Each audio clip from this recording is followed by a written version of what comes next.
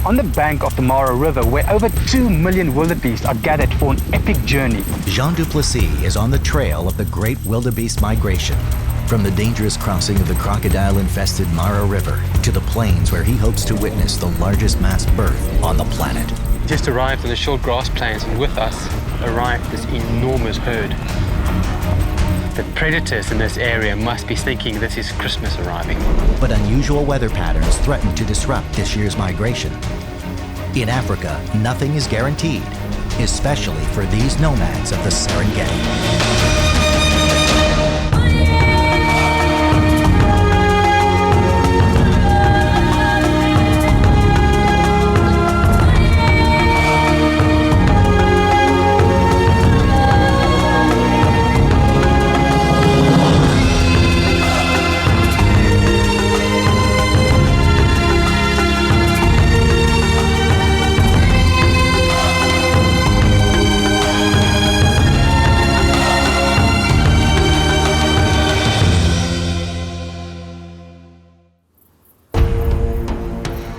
It's one of the last great wildlife habitats on Earth.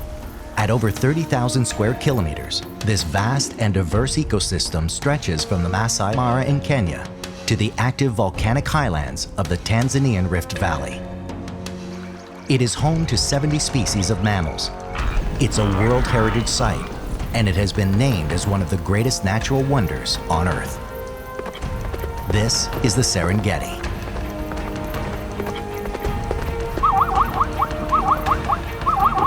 The name Serengeti comes from the Maasai language. It means endless plains. At its center is the migration, where more than 2 million wildebeest and zebra move in a continuous year-long cycle, driven by two distinct rainy seasons. They follow the rains to find the best grazing.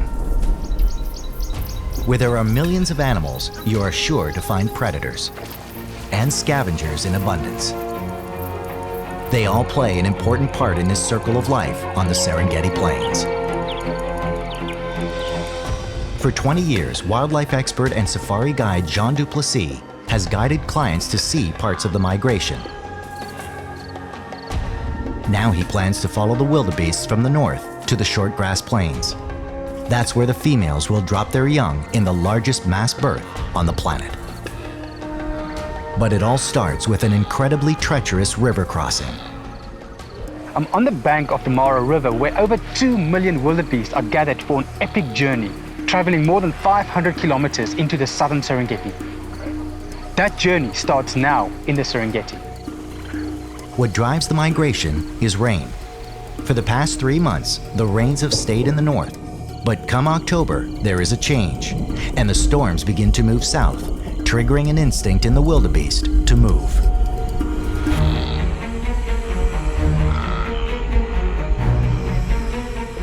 Their first major obstacle is to cross the treacherous Moru River. And this morning, Jean is in the middle of the action. I'm following a group of wildebeest. This group has now grown and it's constantly getting bigger. Off to my right are still streams of wildebeest coming out of the hills. Last night there was a huge amount of rain in this area, and that's those thunder showers that's now pulling down these wildebeest onto the riverbank. This journey is their destiny, but it is fraught with dangers. About 250,000 wildebeest will die over the next year of natural causes like thirst, hunger, or exhaustion. And many more will die at the hands of predators, such as lions or crocodiles, that wait along the route. They approach the river crossing with caution. They sense the lurking dangers.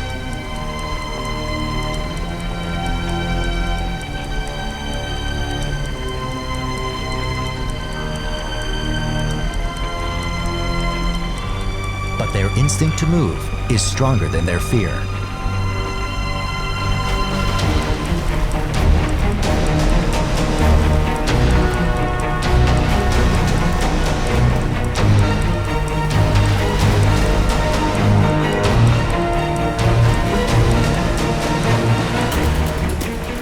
Soon it becomes a mad rush. Now there are thousands jumping in. There are over 2 million wildebeest and zebra. It will take several weeks at many different crossing points before they have passed. The Mara's crocodiles hope to get in one last feed.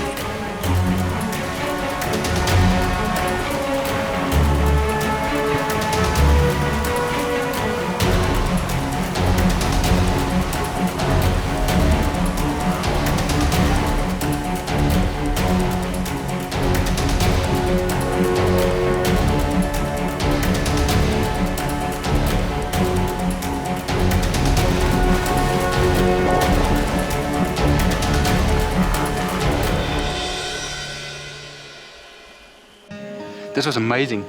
Just towards the end of the crossing, there was this enormous croc that got hold of a yearling and literally just took the entire head of this wildebeest in his mouth, and all of them submerged, and that's the last we ever saw of all of them. The wildebeest migrate between two grassland areas, the Maasai Mara in the north where they mate, and the short grass plains in the south where they give birth. They will be congregating on each grassland for approximately 3 months before the rains shift, and they begin to migrate out. The Tanzanian side of the Maasai Mara is called the Lai Wedge, and it's unique because it has unusually high numbers of predators in the area. In the open grasslands, Jean will have an easier time spotting them. To get there, Jean will have to brave the river too, but there's a problem. The bridge is flooded. Just a few days earlier, a vehicle tried to cross but got caught in the strong currents and plunged into the crocodile-infested waters, stranding 5 men. Despite the danger, Jean decides to go anyway. If he waits, the area could clear out of wildebeest and he will miss his best chance to see the lions in action. Crossing the bridge is nerve-wracking. The trick is not to look down. If he does, he could begin to drift.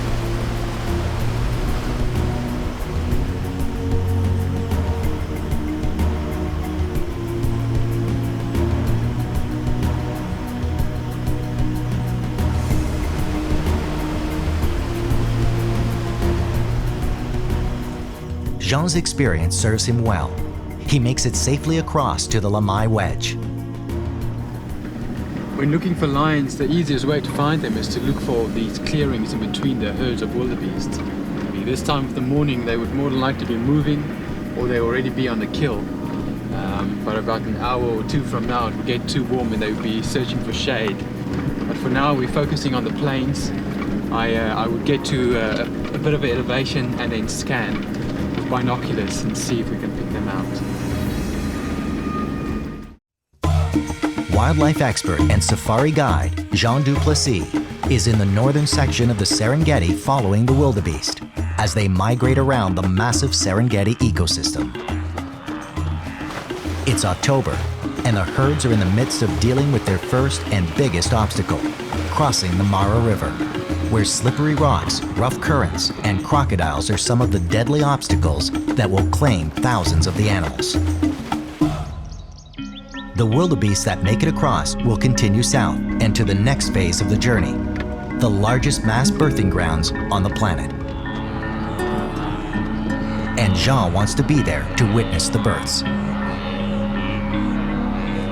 Before the migration moves, Jean wants to observe predator behavior. The best place to see this is in the area north of the Mara River, known as the Lai Wedge. As the millions of wildebeest cross the Lai, large predators come out in force. When looking for lions, the easiest way to find them is to look for these clearings in between the herds of wildebeest. But for now we're focusing on the plains. I would get to a bit of elevation and then scan. This time of the morning they would more than likely be moving, or they already be on the kill. Jean is looking for one of the clear signs of a kill, birds of prey circling above the Serengeti. We're coming up on some vultures that's sitting on a carcass of something, obviously more than likely a wildebeest. It looks quite fresh. Yeah, it's a wildebeest that's been killed, and it doesn't look like hyenas. It's more than likely lions that had their fill, and as the sun rose, the vultures would pick up these kills, and they came to completely clean it off and eat every small piece of meat.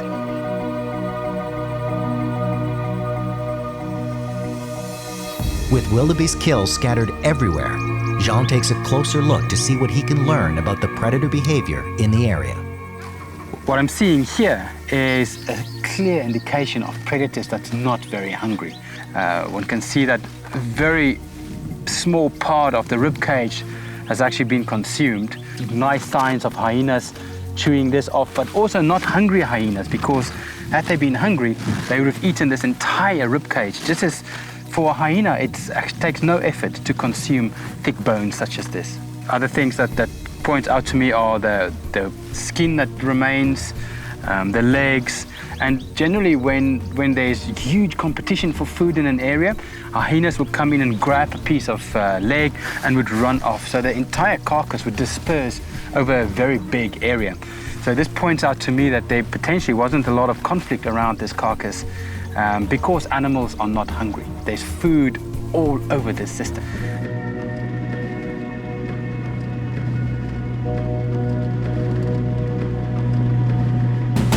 I've got some hyenas in a kill here. It's a fresh kill.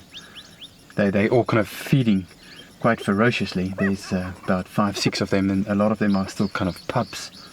What's very interesting is there's a silverback jackal that's constantly darting in and trying to take a bite, but these hyenas are having none of that, and they tend to kind of chase him off. But a little bit away, it seems where the actual kill happened, there's some skin and pieces of meat lying around. There's a big group of vultures there, and the jackal is also focusing. There he's coming in now. Yeah, he's getting his head right between the legs of the hyenas. It's a extremely brave act for something so small, because it will just take one bite of a hyena to kill him. They tolerate him up to a certain point, and then there's this half-hearted attempt of chasing him away, and he would just kind of scatter away a couple of meters and then come back immediately again. And then there's one incident where he grabbed a big piece of skin, and I think that was enough for the hyenas, and then they chased him around the bush a couple of times. Interesting, these hyenas will consume most of that carcass. They've got incredibly powerful jaws, huge carnassial teeth, where when lions would feed on the kill, they would not eat the bones as much as hyenas would do that, and most of the rib cage is already gone. There's so much food around. They are fat, very, very well fed, and they must eat once or twice a day, and it's easy for a hyena to go 3 or 4 days. This is definitely not out of hunger. It's purely out of greed. Not all the predators are hunting wildebeest. Jean comes across another resident of the Lai Wedge, a smaller species of the cat family. There's a Serval cat here. You can see it moving over there now. It's very, very well camouflaged, but you kind of just see its back moving through the tall grass. Yeah, I came around a corner and there's a open clearing in between all of these wildebeest that indicated for me that there's a predator around. Now, I don't think this single serval created this clearing to possibly some lions around, but this serval is down in a drainage ditch. He's clearly out hunting, and in these grasslands they would be after things like mice and birds, and they've got an incredible leap, so they will have grass birds shoot up into the sky, and they pretty much follow them up and take them out of the air. Jean pushes on. He's working his way up through the plains along the boundary of the resident pride's territory. There's a lioness in a rocky outcrop in front of me. This is the perfect place for a pride of lions to be hanging out on these plains. It's first of all shady, but it's also a great natural observation point. And it's extremely rocky, so I'm just trying to get a bit closer and see what they are up to. They are quite relaxed. These must be very well fed lions. The flip side, of course, is when the migration moves out and the grasses are tall, it is extremely hard for lions to make a kill. She's lying down. This is an old female. I can see her ears are all tatty. Very dark black nose. I actually see two of them. There's also a female, she's a bit younger. It's getting towards midday, and Jean is not seeing any predators on the hunt. In this heat, it's likely that the predators are doing their hunting early in the morning when it's still cool. So Jean decides to go back to camp and start again early tomorrow when he hopes the lions will be on the prowl. So he heads back across the still flooded bridge to camp for the night.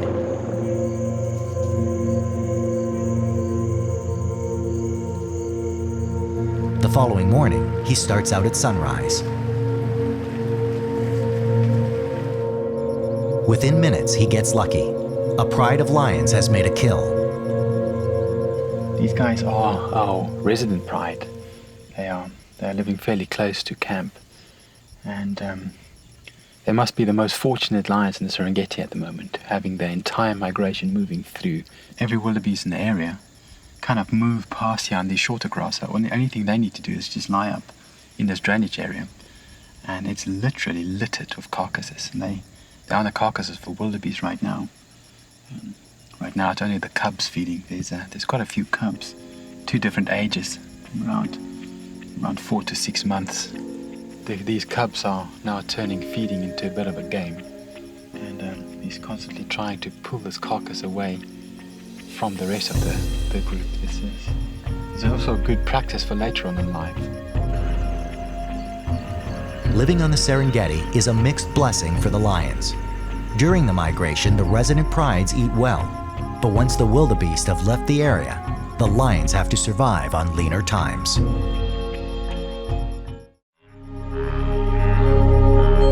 The never-ending cycle of the wildebeest migration on the Serengeti is a story of instinct and survival. Wildlife expert and safari guide Jean Du Plessis has been watching the most spectacular part of the journey, the mass crossing of the Moru River. As deadly as predators are, the river poses a greater danger to the wildebeest. Its fast-flowing currents can sweep a wildebeest downstream, or if the herds choose a bad crossing point, hundreds of the animals can die. Jean is with a herd in trouble. This is like worst case scenario. This is a very bad place for them to cross. The far side is kind of piling up with bodies, and then these guys down below just cannot get out of the river because of all of these exits being just congested by dead animals. You know, as far as one look down the river, there's just bodies drifting all the way down, and that's going to get trapped down in a rapid a bit lower down. And there's still hundreds of thousands of wildebeest coming in behind me, waiting to cross here. And for the young and adolescent wildebeest in the herd, crossing the Mara is especially dangerous. For an adult wildebeest, it's one thing to cross a high, fast-flowing river like this, but it's a massive challenge for the younger ones. In February, March this year, a lot of new wildebeest were born, so they made the journey up into the Maasai Mara, and they crossed a much lower river. So they went into the Mara, and now suddenly they're coming back facing these massive currents, and that's a huge challenge for an animal that's not even a year old yet. The majority of the carcasses that I can see here are actually yearlings, of these young ones that just could not get through this deeper river. Also, by the time that a wildebeest calf reach about this stage, they've more than likely separated from their mothers. So they form these little groups or herds of calves. And a lot of times you'll have a yearling herd that will cross by themselves. And that can be catastrophic for an entire herd of that like that if they hit a river that is flowing as fast and deep as this right now. And you can see there's like hundreds of vultures and storks that's kind of sitting on top of this island and is now eating these dead animals. These vultures are the cleanup crews of the Serengeti, and without them it would really just be a mess of rotting bodies. Big groups of vultures like this can consume thousands of kilograms of meat in one day, so they form a crucial part in the cleaning up of the Serengeti. It is very difficult for vultures to actually tear up the skin of these tough wildebeest, so they have to wait for the bodies to partly decompose Luckily, we're sitting a little bit upwind from all of this because it must just smell incredibly bad as you go downwind from this. The crossing was catastrophic for this group. But what is bad for one species is good for another. Although scavengers like vultures sometimes get a bad rap, the work they do is of vital importance to the Serengeti. If all these carcasses were left to rot, the entire ecosystem would be in danger of contamination from diseases that go along with the rot. Vultures feed on dead meat or carrion. They can strip a carcass in a few hours. Surprisingly, it's not lions that eat the most meat, but vultures. The birds eat 70% of the meat on the plains.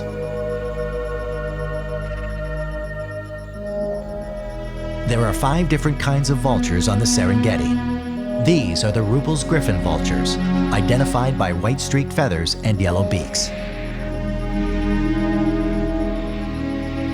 These vultures don't make their nests in trees, they lay their eggs on cliffs.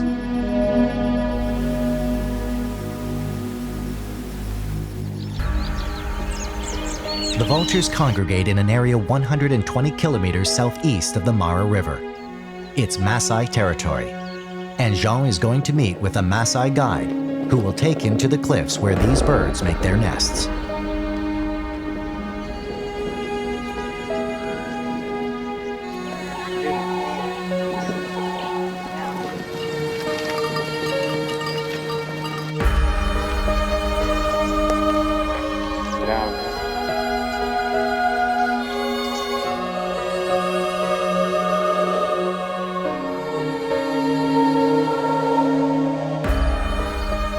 This gorge is called Ocarrion Gorge, and this is one of very few breeding sites for these Ruppel's griffon vultures. These cliffs behind me are white with their droppings, and they must have used this area to breed for thousands of years. And it's the ideal nesting site for them because it's not entirely flat cliffs. There's hundreds of these little ledges that makes the perfect nesting site, and a nest really isn't much more than a couple of rough sticks thrown into a heap, and that's where the female will lay her eggs. This couple will pair up for the breeding season and form a monogamous pair, and together they would raise the chicks. What's quite amazing about these vultures are that they need to make daily excursions into the Serengeti plains to feed, and at the moment when the migration is down here in the short grass plains, it might only be about 50 kilometers, but as the migration moves northwards later on in the year, it can be hundreds and hundreds of kilometers in a return journey for them to go feed and come back to their chicks. It's interesting how they handle these huge journeys. It's not like they fly there and flap their wings.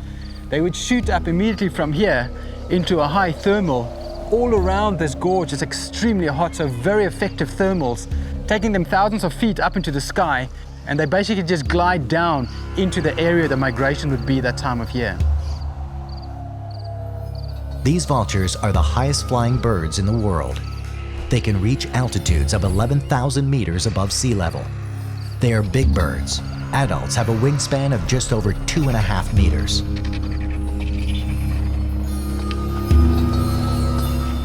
This huge amount of vultures around, there's feathers lying all over this gorge, and I picked up 2 here. This one here is a secondary feather, and this is a primary. These primaries are going at the edges of the wings, and that's what creates a lift for the bird when they flap their wings. And it's these secondaries that will keep the bird in the sky when it's actually soaring up in these thermals. The reason why birds do preening is they fix their feathers, where they bring these together and they stick them like Velcro. And this will create this solid platform for them to get up in the sky. This Ruppel griffon vulture is one of the biggest birds in Africa. It's the second largest vulture, only rivaled by the Nubiums or the leopard-faced vulture.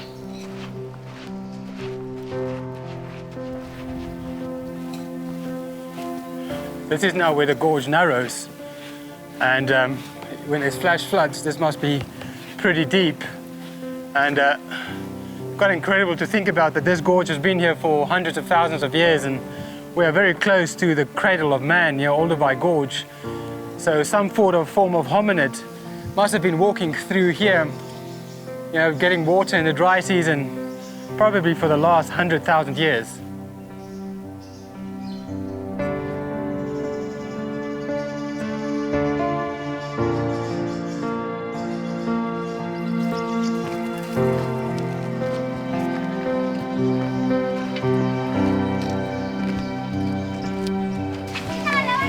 I'm quite a bit up into the gorge now, and this is one of the main reasons this gorge is so important for the Maasai.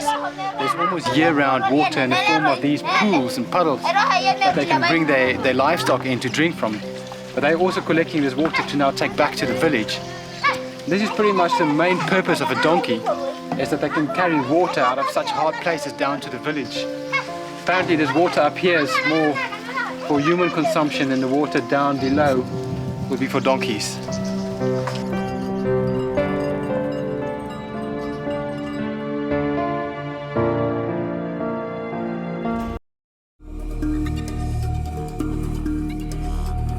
It's January in the Serengeti, where wildlife expert and safari guide Jean Du Plessis is following the year-long wildebeest migration. It's now been 3 months since the herds finished the most dangerous part of the trip, the crossing of the Mara River. All throughout that 250-kilometer leg, the wildebeest have had to contend with predators. It is a war of attrition, but the first herds have made it through and begin to push out of the woodlands. The wildebeest are now heading to the southern shortgrass plains, where perhaps the most important event of the annual migration takes place. This is where the females give birth to more than 200,000 young over a 3-week period. It is the largest mass birth on the planet, and a spectacle that Jean does not want to miss. It's incredible. We just arrived on the shortgrass plains, and with us are arriving this enormous herd of wildebeests, and they're all funneling through this gully right now, and on the other side of the plain must be tens of thousands of wildebeest. The roads are clearly very wet, meaning there must have been a big thunder shower here last night, and that's the driving force for the migration. There's very little instinct in these guys. It's all about following the rain, and this is where it's raining right now.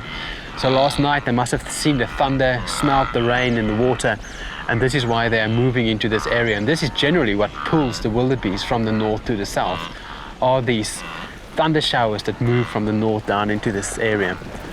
The grasses here are fantastic. Right now I'm not seeing any young calves with them, which is great for us, because giving us some great opportunity to potentially witness a birth. But some of these females are looking very round and ready to pop. I'm certain in the next week we will see some births.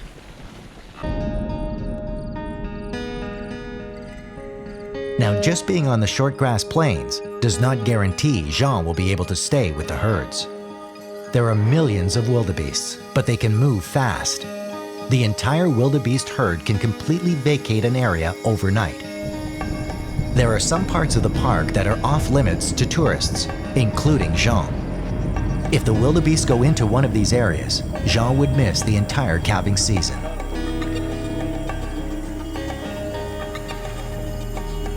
Jean has decided to base himself at sanctuary camps in a spectacular area known as Kusini.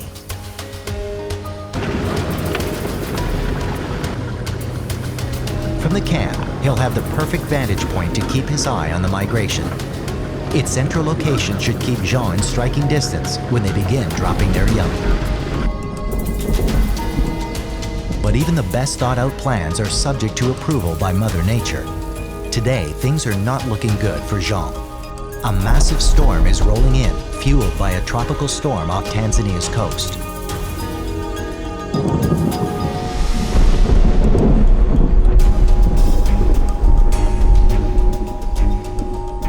An entire month's rain, nearly 20 centimeters, falls overnight on the shortgrass plains, turning the entire area into a swamp. The rains have triggered the herds to move again, but the heavy dump has created a major problem. Reports say the roads are impassable and that vehicles are stranded all over the plains. If he waits, he could lose track of the herds. So Jean decides to brave the conditions.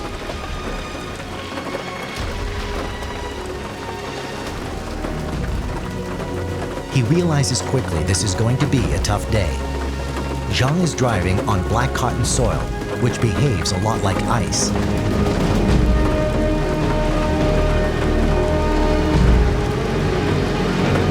Trick is to keep the car moving. If he stops, he won't don't have the traction to get moving again.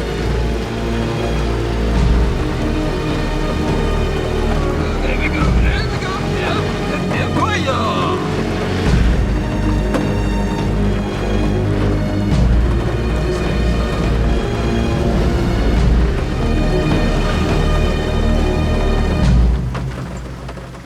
Not good.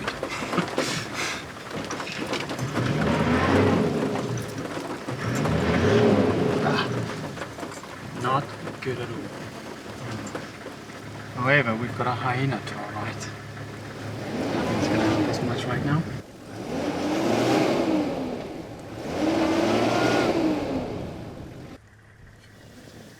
Next thing is to try and dig out these pockets so we can make ourselves a little bit of a runway to get out. Ideally, it'd be nice to find some wood to now put in front of the tires, and we just need to get moving again and get that momentum. Jean has to dig out each tire. He lines the ruts with grass, hoping it will give him enough traction to get back on the road. And I think we'll just stick with the motto of momentum. I'll probably get stuck down the road track. Can't really call this a road, can we?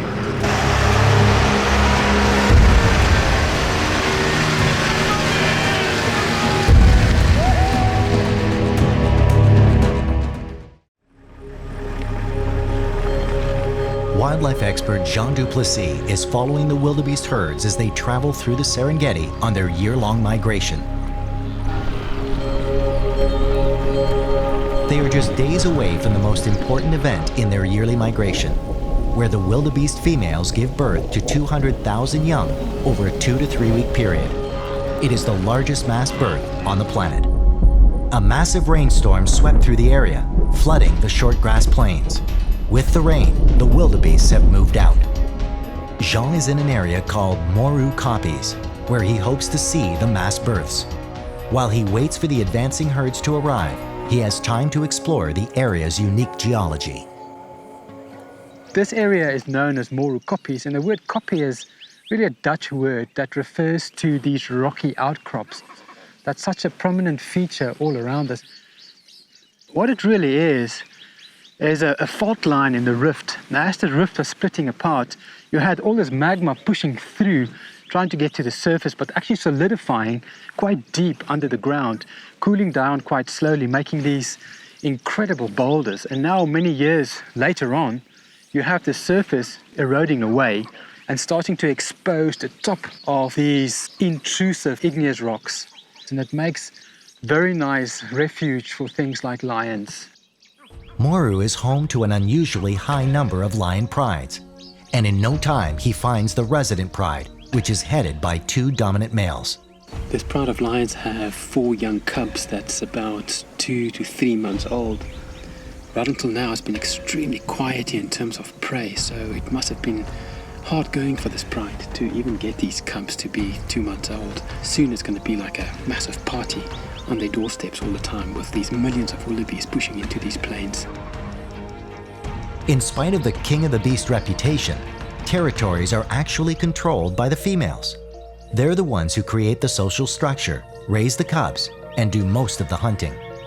Prides have as many as 5 or 6 females and their cubs. This is possibly the best time for lions to have cubs here in the southern Serengeti. All around the southern plains are drying out, and here in Moru kopjes are the last areas with green grass. And about in a week's time you'll have all these herds of wildebeest pushing into Moru kopje, making it extremely easy for these lions to kill something and have a constant source of food. While the territory is controlled by the females, the prides are controlled by the males. In the key areas, it takes more than 1 male to hold a pride. That is known as a coalition. This pride is controlled by a coalition of 2 strong males. Part of their job is to defend their pride from being taken over by nomadic male lions. As the wildebeest migration moves in, providing an abundant supply of food, nomadic males come in as well, following the food and ready for a fight.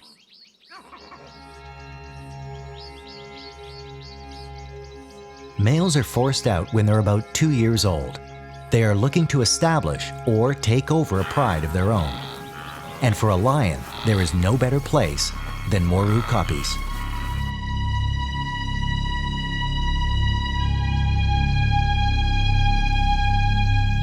The following morning, Jean is out early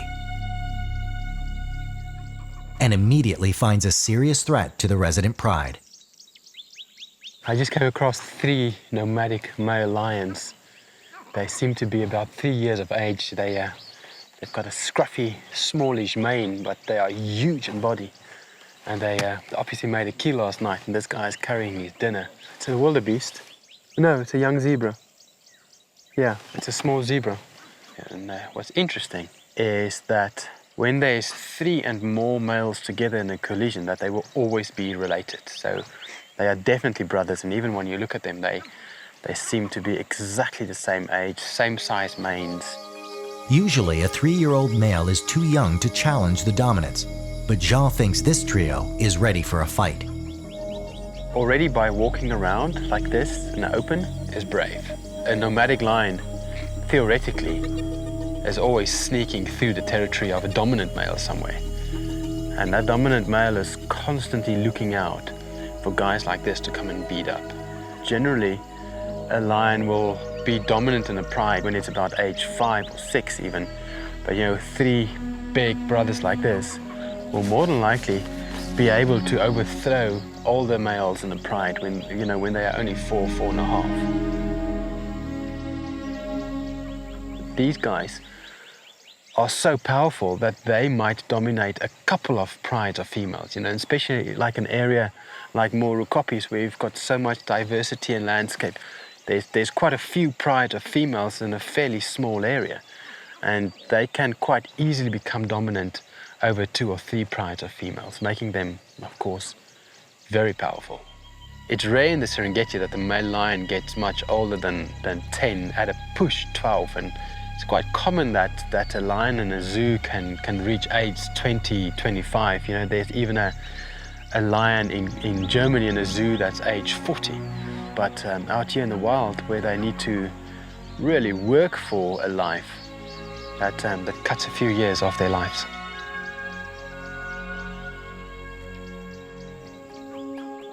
When a new male takes over the pride, he kills all the cubs to make room for his own. With these cubs already a few months old, the females are counting on the 2 males for the survival of the pride. If the 3 males challenge, it will be a long night in Moru kopjes.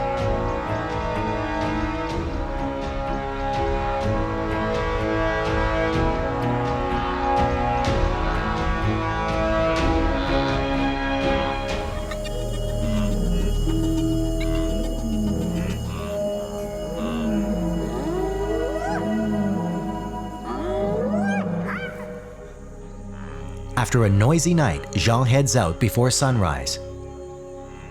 He's greeted by an incredible sight. Where did they come from so quickly? I'm out here on the short grass plains, and overnight, hundreds of thousands of wildebeest just appeared. Yesterday there was very little around, and today suddenly they're everywhere. As far as I can see, it just looks like pepper. There's hundreds of thousands even. This is good news for Jean. For a while, it looked like the wildebeest herds were heading towards protected land that is off limits. It would mean that he would not be able to witness the mass births. And our objective still is to find a female giving birth.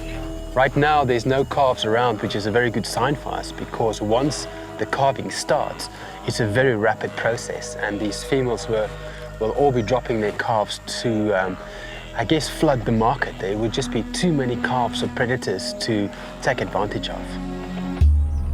Jean is not the only one out cruising the herds. He finds the dominant male lions, but by the looks of them, there was an epic battle during the night. They are both beaten up quite badly. The one had a real messed up eye, and the other one had quite a bad limp. They may look badly injured, and they've lost a lot of fur around their manes, but they seem to have won the fight against the nomadic males. If a dominant male will get injured in a fight, he's extremely fortunate to be dominant inside a pride, because these females will continue to hunt and he can benefit from their efforts and the food that they catch. There's 5 lionesses walking through the herd. There's this kind of classic lion hunting behavior in the migration is they are looking for anything that might be injured that's just easy pickings, and it's almost like, why expel any energy if you don't have to? We're in the calving season, and generally female wildebeest will give birth before 10 o'clock in the morning, and obviously when that baby is born it's very, very vulnerable. So these lions are kind of fanned out. I'm certain they're either looking for a female giving birth or a young one that was just born.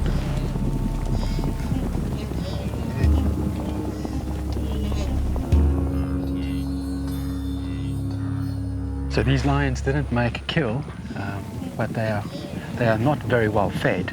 So they will definitely have to hunt within the next 12 hours, probably later this afternoon when it cools down again. And I suspect now they're heading into one of these kopjes where the wildebeest will also need to drink during the day. And they're probably going to lie up there and hope for a better chance later. Wildlife expert Jean Du Plessis has been following the great wildebeest migration since October, when the 2 million animals made their deadly and dangerous crossing of the Mara River, where thousands died. It's now February, and the survivors have made it to the short grass plains, where the females are about to give birth. It is a true phenomenon of the natural world, the largest mass birth on the planet. We just got a call from one of our drivers saying that he's with 2 wildebeest that are giving birth. So we're just trying to race to get there, because once it starts it's quite quick for it to happen. It's interesting that wildebeest will only give birth up until about 10 o'clock in the morning, because the baby will need the rest of the day to get strong to be running by nightfall and escaping predators. Jean makes it to the area where his guide and clients have a front row seat.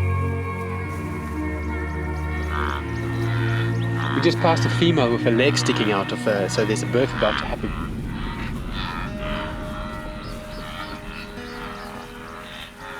Yeah, she found a flat patch and she's just kind of circling around. They tend to prefer an area, that doesn't have a huge amount of tall grass. She's chosen the safety of the herd to give birth for obvious reasons. This young calf coming out is extremely vulnerable. Hyenas, lions, and all kinds of predators are out on the prowl this time of the morning, and they are keeping a watchful eye out for something just like this.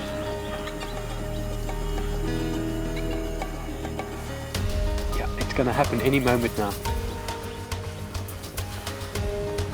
There you go, she just stood back up, and yeah, that's like having gravity help her, but then there the baby drops. Incredible, she's just coming around sniffing on the baby now. It's amazing how quickly this all happens.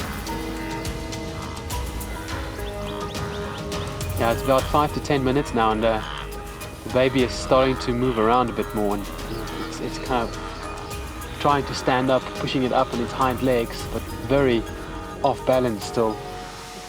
This young guy will be ready to go in the next 5 minutes. 10 minutes later, ready to run with his mum, because now hyenas are really watching out for young calves falling over like that, and they would be here in a flash if they can see it.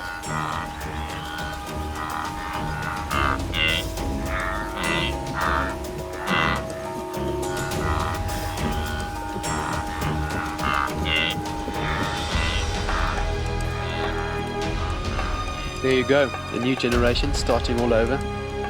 In a few months' time, this baby would even be strong enough to start up the migration up north, and by July, August, even cross the Mara River. It's incredible to think that that little thing just born there, so helpless, in 6 months' time will be crossing huge rivers full of crocodiles that's like 12, 13 feet long. And besides that, of course, they also have to travel 400 kilometers to get there through hyena and lion infested savanna. For just over 3 months, Jean has been following the first leg of one of the greatest journeys in nature, the wildebeest migration. From the crossing of the Mara River to the mass birthing grounds, the millions of animals are in constant motion. Their movement is crucial to the Serengeti ecosystem. Everything in it thrives off their impact, from the grasses, insects, to the birds and predators. Everything is connected, defining the circle of life on the Serengeti. It's the greatest wildlife spectacle on Earth. Jean Du Plessis follows the wildebeest migration through the Serengeti. So there's a birth about to happen. She's right here in this group. The wildebeests have given birth. Now they head back north to face the crossing of the treacherous Moru River. There's a huge crocodile in the river. A croc of this size only needs one decent meal once a year. Jean aims to time his arrival perfectly. There's another very large group that's also pushing onto the river. But when and where they'll cross is anyone's guess. There are no timetables for these nomads of the Serengeti.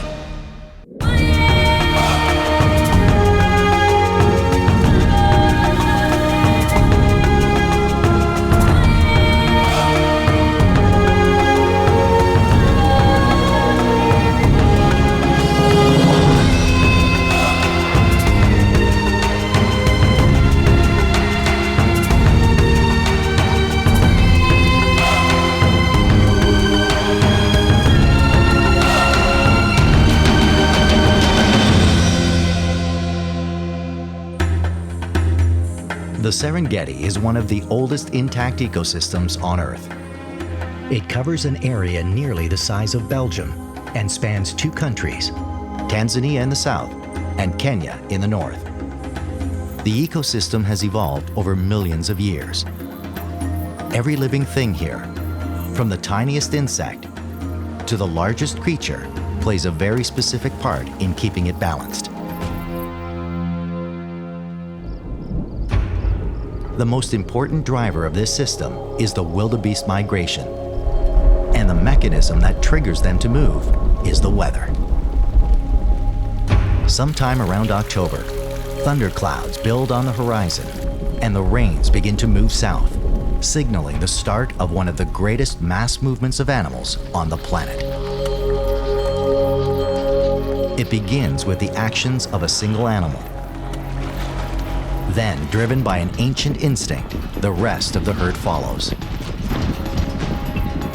It's a dangerous journey where predators wait along the route and prey on the passing herds. And then there's the treacherous crossing of the Moru River, where wildebeest will die in the thousands.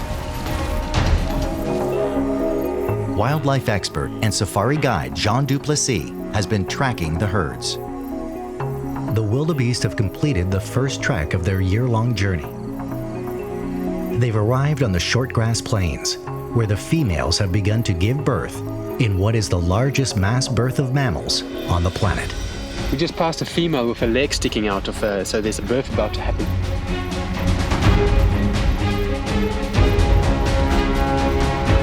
Yeah, she found a flat patch and she's just kind of circling around. She's chosen the safety of the herd to give birth for obvious reasons. You know, hyenas, lions, and all kinds of predators are out on the prowl this time of the morning. And they are keeping a watchful eye out for something just like this.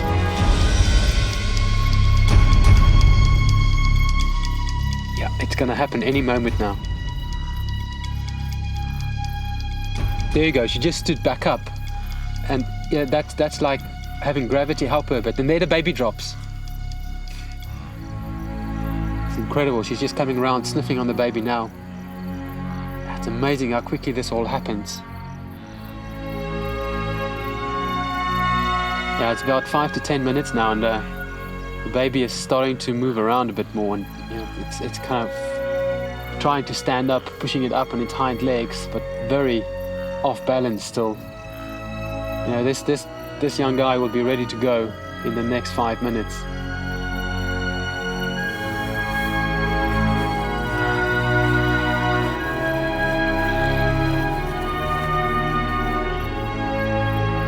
There you go, a new generation starting all over. In a few months' time, this baby would even be strong enough to start up the migration up north, and by July, August, even cross the Moru River. It's incredible to think that that little thing just born there, so helpless, in 6 months' time will be crossing huge rivers full of crocodiles that's like 12, 13 feet long. And besides that, of course, they also have to travel 400 kilometers to get there through hyena and lion infested savanna. Less than 10 minutes after it's born, the baby is on its feet. This is where the baby will imprint on its mother. They will get to know one another's scent and call.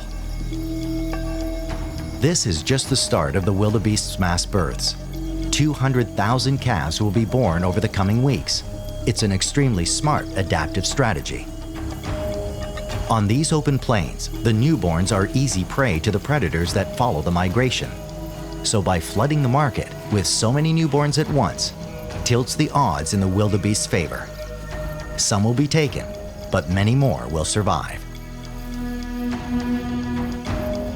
There are huge challenges ahead for the newborn wildebeests. In 2 months' time, the calves will be ready to join their mothers on the return trip up north. But this first 24 hours is crucial for its survival. But with so many newborns today, the first day is a trying time. This is a little water hole outside of camp, and this is some of the only standing water in the area. And these animals found it, and yeah, great delight. Bit of disturbance. For many of these young wildebeest that was born this morning or last night, this would be the first time that they are drinking. And there's a little bit of pandemonium as the wildebeest start to run around. They lose their mothers, and there's a few of them just standing around. There's one here in the grass that clearly lost its mom, and a few of the adult females have been coming around just smelling it and showing a little bit of concern. I mean, this poor thing must have been born this morning early, and to already lose your mom. Yeah. Some interest. And there's a second baby that's also coming up now, even younger. That one is tiny. You can still see the umbilical cord hanging down.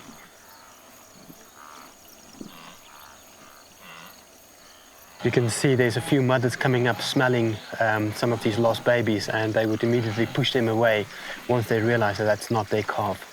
With wildebeest, it's very much like bats or flamingos, where every calf have a particular frequency that the mother zones in on, and it's not uncommon for babies to get lost, but they generally find each other.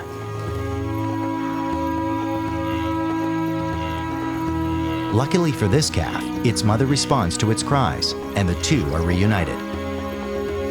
The pair head off with the baby sticking closer by this time.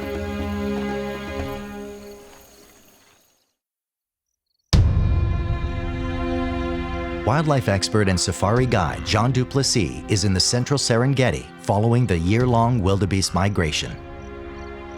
It's February, the midway point on the migration route. Jean is on the short grass plains in the south, observing the mass births.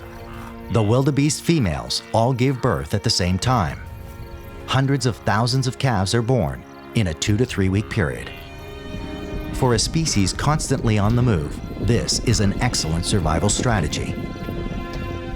The newborns are vulnerable to the predators that follow the migration. The only safety is in numbers. So the female wildebeests have timed their births to flood the market. Some will fall to predators, but with so many young, the odds are in the wildebeest's favor. For the newborns, life starts quickly. The calves are up and running within 10 minutes of being born. The first 24 hours is crucial for these newborns. This is when they bond with their mothers. But in a massive herd, the little ones often get lost. Jean has found a calf wandering along a main road, alone. I just came across a baby wildebeest that's obviously lost, and what happens is they basically imprint on anything. So he saw this vehicle driving fairly close to him, he came running up to it, and at this stage of their lives they're so dependent on a bigger creature taking care of them, hopefully being the mom, that even if I get out of the car, it will come right up to me and then kind of hope for some care. It's kind of quite sad. The baby heads off over the plains in search of its mother. Luckily, it chooses the direction that takes it back to the protection of the herd. And that's a good thing. Just up the road, Jean finds a predator.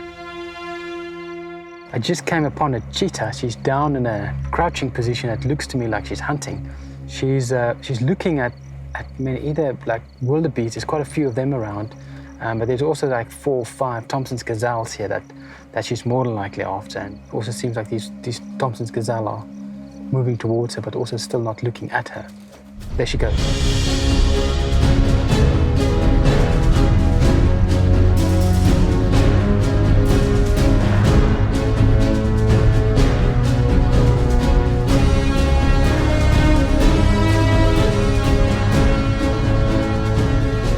I think she couldn't make up her mind which one to go after, and it's so important for cheetahs to focus on one gazelle and just stick behind that. And then it seemed like she was going between the 2 different groups, and she didn't get lucky on this one. The cheetah has missed its prey. It's too hot now for another attempt, so it retreats and will look for any shade it can find.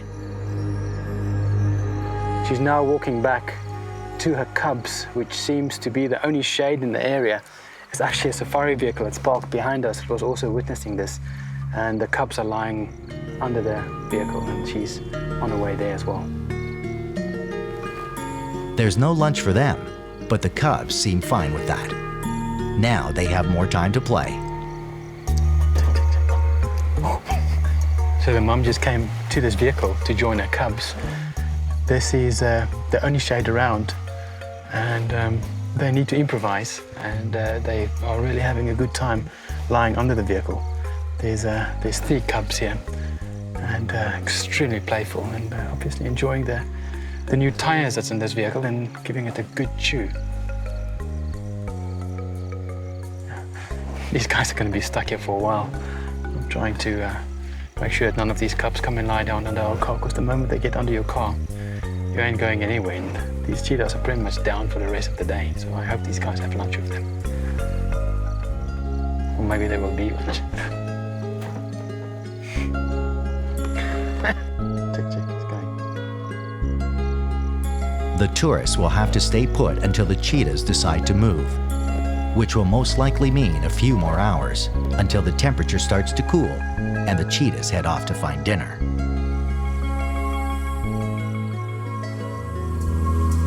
The wildebeest herds will spend the next few months in the short grass plains, feeding on the rich grasses and nurturing their young.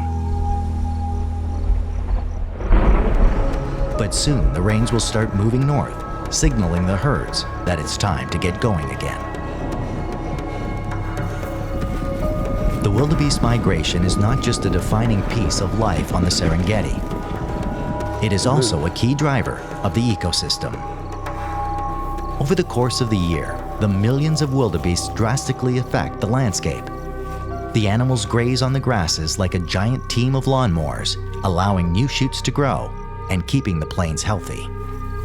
With millions of wildebeests, there's a lot of waste.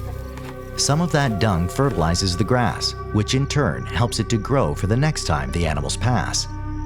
But there is so much dung that nature has developed other solutions to make sure the plains are not overwhelmed. On the Serengeti, an army of its smallest residents go to work. We just came upon this great dung beetle making a dung ball out of some zebra droppings. It's incredible to actually watch the whole thing happen from the beginning, where this beetle has almost cut out this ball and then selecting this really good pieces of dung to complete the ball. And it's using these spade-like legs to pat it down and make it round. What it's going to do now is we'll start to roll it, and the idea about the rolling is to now cover it in soil, making a really solid casing that will eventually protect the egg and then later on the larvae that's going to be inside this wet pile of dung. Ah, there we go, quite amazing. Look at that. This thing is like 10 times the size of this dung beetle, and it's moving it. It's not only going to move it, it's going to push it quite a considerable distance. And the idea about the distance pushing is now to cover this wet mud with this soil. Insect life is crucial to the ecosystem. and true to the Serengeti's epic nature. Even the small creatures do things in big ways. Scattered throughout Africa are impressive structures built of mud and clay. These are termite mounds. Their architects, although tiny, have a huge role to play. With 2.5 million mammals in the migration, one would think that nothing can really outcompete them when it comes to the amount of grass that's consumed. But the true champions are in fact these little guys. Within a termite mound, there's no sexes. Theoretically, they are all sterile females, but they are categorized in classes. And what I see here are lots of different individuals doing different functions. There's some bringing up the mud, building the mound, then there's others that will be collecting dead plant materials. But then there's these big guys, the soldiers, who would just be walking around and they're constantly tapping their head. It's like a signal, and I'm sure they're a little bit disturbed with me being here. And that's a signal that they're giving that there is some threat close by. And their sole purpose will be to defend all these smaller ones, which are completely helpless. These harvested termites don't actually carry the dead plant material in the mandibles, but they would swallow it and regurgitate it when they get back into the mound. These plants then act as a substrate for fungi to grow in. That is what these termites eat. That's also one of the main reasons for these chimneys, is that it creates an air conditioning system that maintains a constant temperature within the mound of about 26, 27 degrees Celsius, and it's just a perfect environment for fungi to grow. These harvester termites eat enormous amounts of grass and plant material. Their eating habits and the placement of these mounds changes soil textures. In Africa, there's lots of different types of mounds that one can find, and the bulk of the mound goes down, and if I look down into these chimneys, it is at least 8 feet down that the actual air vent goes. Because these termites are not actually living inside the air vents, they've got no problem with other creatures making use of such a safe environment. This mound have a hive of African honeybees living inside here. I can constantly see them coming and going. But even more interesting is there's some sort of predator living in here, a small predator that predominantly feed off something like millipedes, because I can see a lot of millipede shells lying around, and there's even a dead bird inside. This is just such a fantastic entire ecosystem.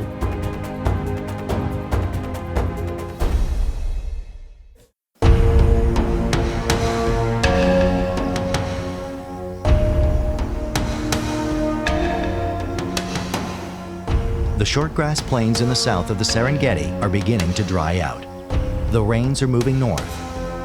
As always, the wildebeest instinct compels them to follow. Instinct tells them the rains will lead them to better grazing land. The babies have survived their first 3 months and are getting stronger.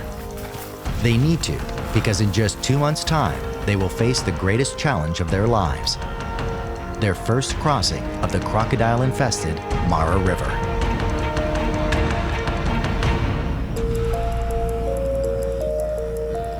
Wildlife expert and safari guide Jean Du Plessis has been checking in with the herds at various points on their annual route. Along the way, he's taking time to explore some of the dynamic relationships in the Serengeti's ecosystem. The Serengeti is one of the few unspoiled places on the planet. This makes it a perfect place to see how an ecosystem evolves to support a variety of species. Everything from a blade of grass to the predators and the giants of Africa all play their roles, and they're all interconnected. Remove one, and the whole ecosystem can be thrown out of balance. The savanna elephant is a large animal, and its impact on this ecosystem is equally large. Elephants are bulk feeders and eat a lot of foliage. So their role in this symbiotic system is to maintain the savanna and woodlands by reducing tree density and keeping the forest from overrunning the grass plains. Some species flourish by developing a survival mechanism that draws some and repels others. Trees develop nutritious leaves, or tasty fruit to encourage animals to eat. The animals then move on and deposit seeds from the trees in a new location, in a fresh pile of fertilizer. But too much of a good thing can be bad for the trees, so they have also evolved ways of keeping browsers like elephant and giraffe from eating too much. This is an acacia tortilus, and this is one of the most common trees in the Serengeti. And what's interesting is that it's also one of the most nutritious leaves, and probably the tree of choice for something like a giraffe. In the rest of the world, there's over 800 different species of acacia. Most of the acacia species have not got thorns, and they completely evolved in Africa as a form of protection against these massive browsers. But still, the giraffe managed to find a way to get past these thorns with a prehensile tongue. It can really go in between these thorns and completely strip off these little leaves. And giraffes are highly efficient, so they are obviously getting what they need to live out on these sometimes very barren plains. Another interesting thing about these acacias are that they've got these tiny, tiny little leaves. And the main reason is to allow maximum sun to reach the leaf, but to avoid it losing too much moisture, making it possible for this tree to survive in such dry and arid environments. Even something as routine as one species having a bath can have benefits for another species in an ecosystem that's evolved in an interconnected way. This is central Serengeti, where there's water all year round, and we just came upon a nice breeding group of elephants that came down for their morning drink. And there's huge excitement between some of the adolescents as they go down into the river and having a good old swim and a nice wash. In a balanced ecosystem, even something as routine as a bath can have benefits for a number of species. As the elephants splash and play, they widen the wallow, which means it can hold more water. It also creates more access so other animals can come to drink.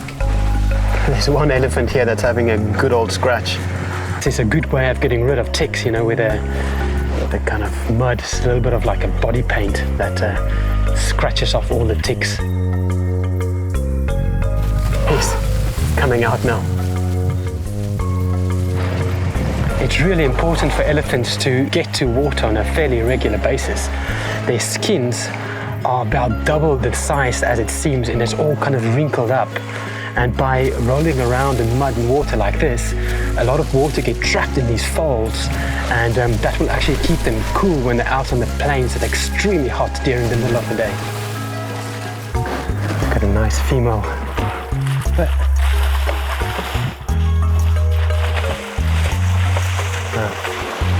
I think she didn't like me calling her a female.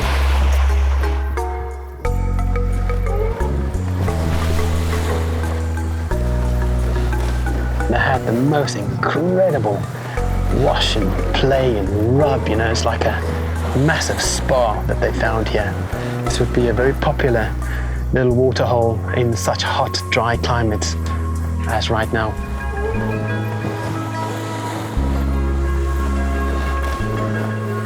I heard one of these older cows make what we call a tummy rumble as one of their communication signals, and that's generally a sign that they want some kind of movement. I'm sure one of these two here are probably the matriarch, and she's in charge of this little breeding group, and she probably feels like she had enough now and it's time to move on. And these younger ones does not seem in the mood to be moving on. As the central Serengeti enters its dry season and streams and rivers disappear, these wallows will become refuges for another one of Africa's great species.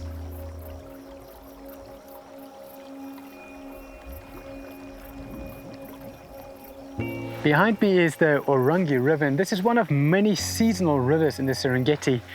The catchment area for this river is coming off the short grass plains, and it only feeds into this river during the rain season. Right here is a little bit of a dammed area where obviously hippos are having a great time, and it's quite a popular tourist stop where one can have easy access to such great herds of hippos. Unfortunately for these guys, as it gets drier and drier, all of this water will eventually dry up, and that can be quite catastrophic for hippos in extreme dry seasons.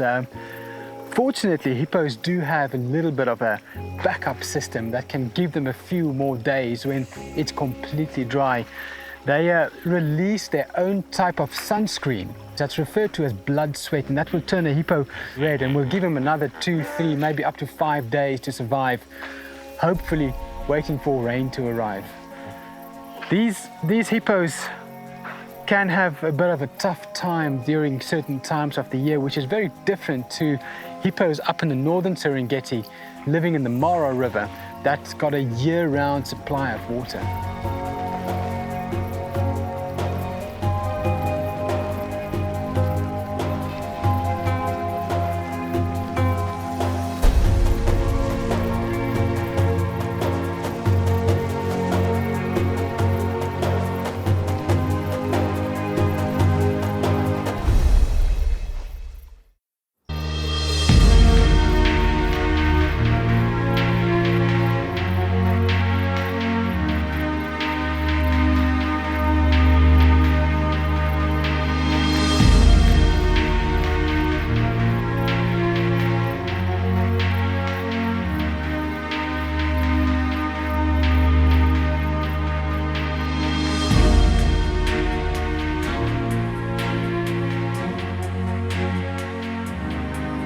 It's July in the Serengeti, and the wildebeest have begun their migration back up north towards Kenya. The newborns are getting stronger each day. They'll need that strength. In a few weeks' time, they will face their biggest challenge of their lives, the crossing of the treacherous Mara River. Wildlife expert and safari guide Jean Du Plessis has been tracking the herd since they began their journey 9 months ago. So the migration is heading north at the moment. It seems like it's split up into 2 groups, one group going west and another group going east. Now the problem is that the group going east is heading into the Serengeti wilderness zone that's inaccessible to us, and the group heading west are heading into private game reserves where we also cannot go into. So our only hope is to reconnect with this group as they are heading the northern Serengeti and maybe get together again and form one of these huge mega herds. For Jean, the good news is that the wildebeest will be moving very fast, and for good reason. They're moving through the woodlands, and the wildebeest feel vulnerable here. Lions and other predators have lots of cover, which gives them a great advantage when it comes to hunting wildebeest. The central part of the Serengeti is entering its dry season. As the rains move north, the rivers and streams begin to recede, leaving only small pockets of water. This affects different species in different ways. These small pools of water become gathering places for animals to drink and cool off. And that makes a perfect place for predators like lions to find their next meal. I just drove over the small bridge, and there's a male lion lying on the side of this river. This is the kind of the beginning of the Grumeti River, and they've killed a zebra and they've eaten quite a bit. They are really thick. It seems like he's going to pull us back to the shade. What probably happened here is these zebras came down to drink, and these males ambushed them. It looks like fairly young males. You know, their manes are not completely full yet. So it's quite hard for these males to make a kill. So this is a perfect place for these males to be lying up, waiting for these zebras to come down and drink. And that's more than likely what happened. And he's trying to kind of pull this back into the shade now, but it's so hot, and he needs to decide where he's going to preserve his energy. There's actually a big croc in the river as well that's eyeing up that carcass. That lion is giving a roar, and also see this crocodile opening his mouth and probably hissing back at the lion. It's quite amazing seeing something like this. Crocodiles have evolved to live in water, where they are fast and agile hunters. They're not really designed to attack on land. When the rivers dry up, the crocs lose most of their predatory advantage, and they have to become scavengers if they want to eat. Nothing of this animal will go to waste. There is always another species that will line up to take over when another is done.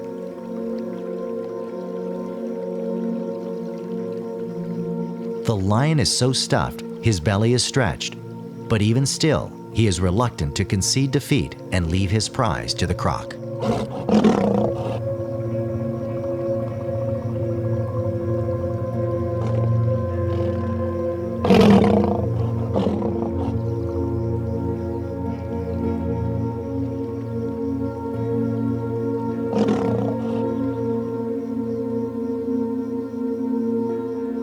The lion retreats.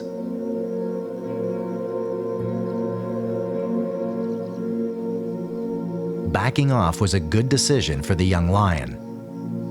Even on land and out of its element, a croc is a formidable foe. It has the strongest bite force in the animal kingdom, at least 3 times that of a lion. While the crocodiles in this little river do what they can to get a meal, their brothers in the Mara River are in their element and getting ready for their annual feast.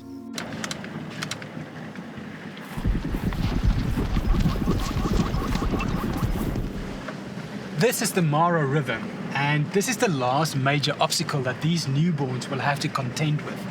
But not only do they need to cross this river and potentially choose a bad crossing place and die in the thousands, they also need to navigate themselves around monster crocodiles that's lying here waiting for an entire year for this very crossing.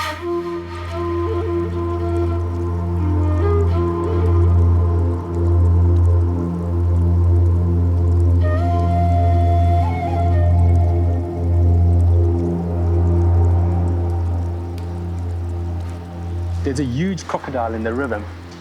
What's extremely interesting about crocodiles in general are that they are cold-blooded, so they don't need to eat food on a daily basis to keep their body temperatures warm. A croc of this size only needs one decent meal once a year. These huge Nile crocodiles are probably our best look into what massive dinosaurs look like. They have stayed unchanged since the dinosaur era, and probably the best example of something that's so custom designed to the way they live. And they didn't need to evolve much since those early days. You know, they can completely submerge themselves with only their nostrils and their eyes above the water, and still even then it just looks like 4 pebbles that's in the river, and get right in close to make effective kills. For us to experience crocodiles making a kill, it's very important to be here the moment these first herds of wildebeest will arrive at the riverbanks and start crossing, because that's when a crocodile will more than likely make a kill.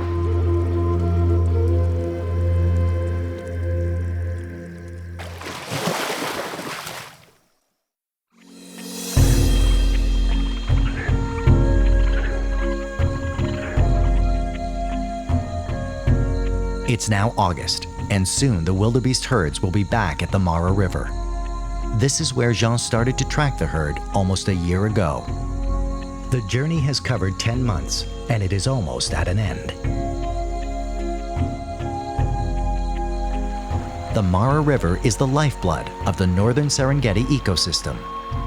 It spans 2 countries, beginning in the highlands of southern Kenya, snaking its way across the Tanzanian border, and emptying into Lake Victoria. Its constant flows divides the park into 2.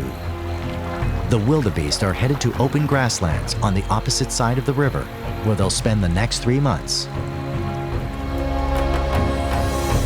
I'm on my way to try and find the front end of the migration, and this time of year they already should have been kind of all over the northern part of Serengeti, but I'm just driving hill after hill and plane after plane, and there's absolutely nothing out here, and it's a little bit disheartening, you know, to just not see a thing around. An entire industry is dependent upon the migration that was supposed to be here already about a month ago, and for some reason it seems that they have flanked to the north and a little bit to the west of this very crucial northern Serengeti, or called Kokatenda area. As the week progresses, there is still no sign of the wildebeest. Jean has no choice but to wait them out. The herds were last seen heading out of the Serengeti National Park into private land where even wildlife experts like Jean are not allowed. Where and when the wildebeest will re-enter the park is anyone's guess. The reason for the delay is the lack of rain. The wildebeest herds follow the rain. But no rain means the grasses, which should be lush and green, are still dry and brown. Soon, storm clouds begin to build on the horizon, fueled by moisture from nearby Lake Victoria. Little by little, they grow into massive thunderclouds until they burst in a torrent of rain.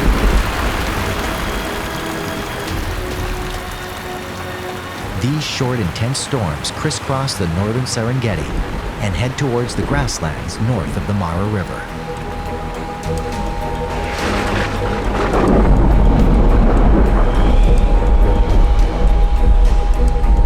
It only takes a few days of rain to give life to the land, and before long, the area is green with new grass. All that's left now is for the wildebeest to come.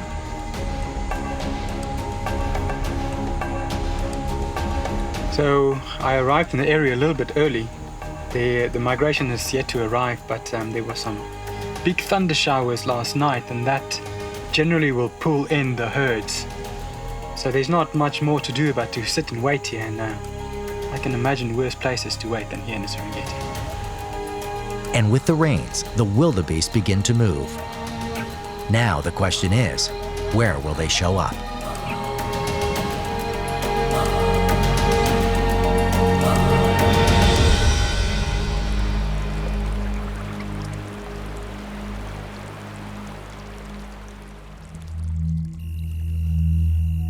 The next morning, Jean gets out at first light in search of the advancing herds he knows will be coming.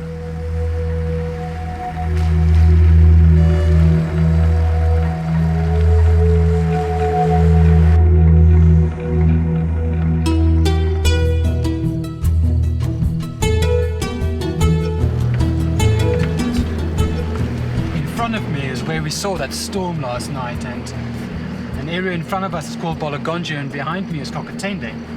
And I suspect to find the big herds just over this rise.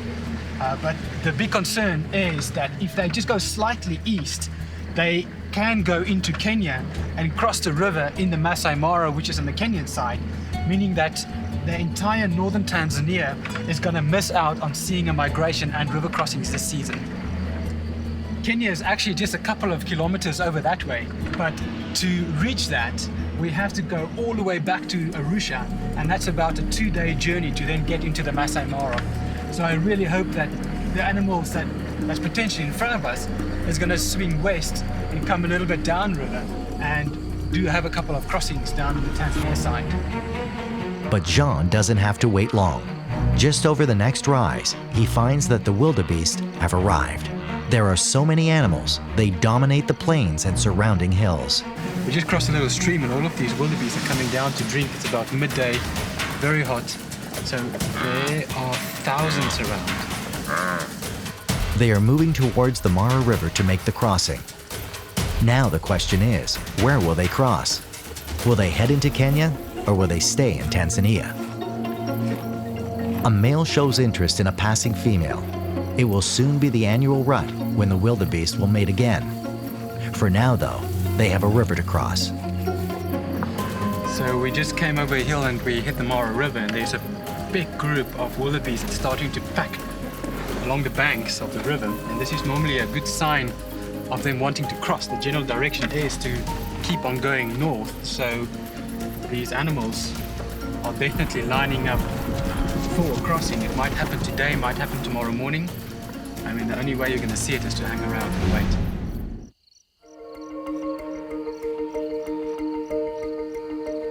The wildebeest migration is one of the greatest spectacles in the animal kingdom. They spend their lives almost constantly on the move, in a circle that takes them around the Serengeti. It's August, and they are heading back north. One obstacle remains, the crossing of the crocodile-infested Mara River. So we just came over a hill and we hit the Mara River, and there's a big group of wildebeest that's starting to pack along the banks of the river. And this is normally a good sign of them wanting to cross. It might happen today, might happen tomorrow morning. I mean, the only way you're going to see it is to hang around and wait. Jean will keep following the herds. It was 6 months ago that the young wildebeest were born. This river crossing is a major event for adult wildebeests who have done this before. But this is the first time that the little ones have ever seen or experienced this river. Evolution has timed the birth so that the newborns have had enough time to develop their strength and coordination before they encounter the river. Yeah, this group in front of me is probably about 2,000 to 3,000 and counting, but off to the north there's another group of a couple of thousand. It seems like they would see these guys running and they're on their way here, but then down to the south there's another very large group that's also pushing onto the river. So I think I'm in the best position now to kind of scout all the areas, and we'll see where it starts to happen and then make a choice from there. Jean has timed his arrival perfectly. The second column of wildebeest advancing up the western side has now broken out of the wilderness zone and into Kagatende. They are heading straight towards him. It is shaping up to be a mega crossing. In spite of the presence of thousands of wildebeest on the shores, the crocodiles lie still. Crossing point after crossing point is passed up as the lead animals assess their chances of survival. Finally, they choose. And a single animal descends, unleashing a waterfall of wildebeest behind.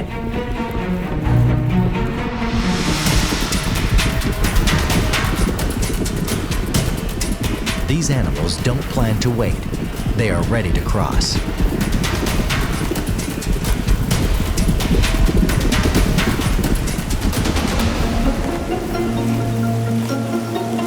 The first wildebeest jumps, followed by its yearling.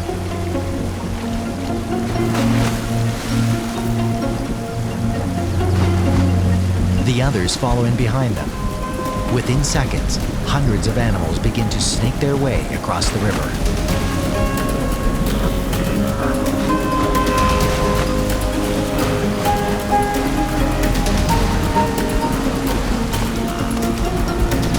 The crocs are drawn to the commotion. So these wildebeest have been crossing the whole morning, and there's 2 or 3 huge crocodiles that's making their way in the line of wildebeest crossing.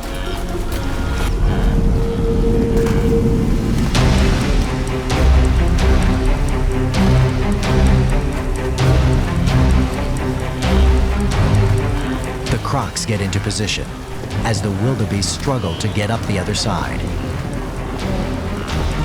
Having seen the crocs, the rest of the herd stops crossing.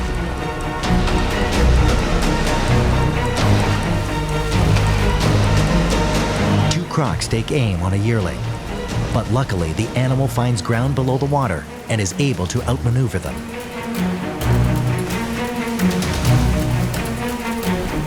They quickly scramble up the far bank to safety.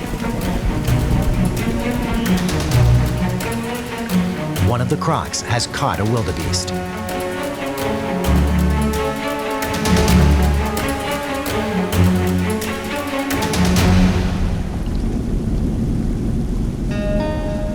Just towards the end of the crossing, there was this enormous croc that got hold of a yearling that was struggling to get up the rocks, and it pulled it down, and then the second crocodile came in and literally just took the entire head of this wildebeest in his mouth, and all of them submerged, and that's the last we ever saw of all of them.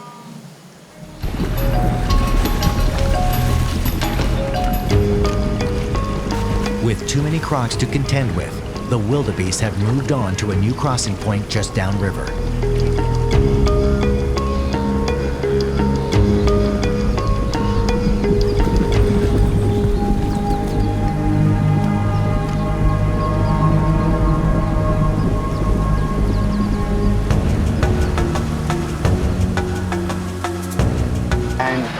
We've been sitting here now for probably the last 30 minutes. A constant stream of animals just streaming through the river. I would estimate about now 10,000 animals at least have crossed in front of us. The wildebeest live out their entire life cycle as a tribe of nomads on the Serengeti plains. Constantly on the move, stopping only briefly before they follow the rains again in search of the next green pasture. They have evolved as great sustainers of the plains, caretakers of the land, and also food for the predators along the way. It's a naturally evolved, perfectly balanced ecosystem, with every blade of grass, every creature on land, and bird in the sky playing its part in this continuous cycle of life on the Serengeti Plains.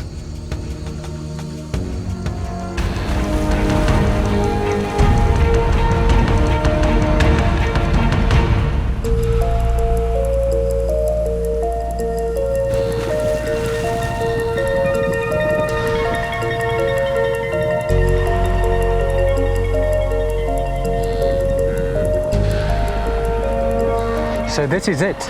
This migration of wildebeest and zebra are one of the last remaining mega migrations of the planet. And what makes this so successful is the fact that the Serengeti has been kept intact for so many years. The wildebeest crossed over into Kenya, and this is the completion of that circle, where they would eventually, in a couple of months, start to be pulled down back into central Serengeti because of thunder showers that start up that way.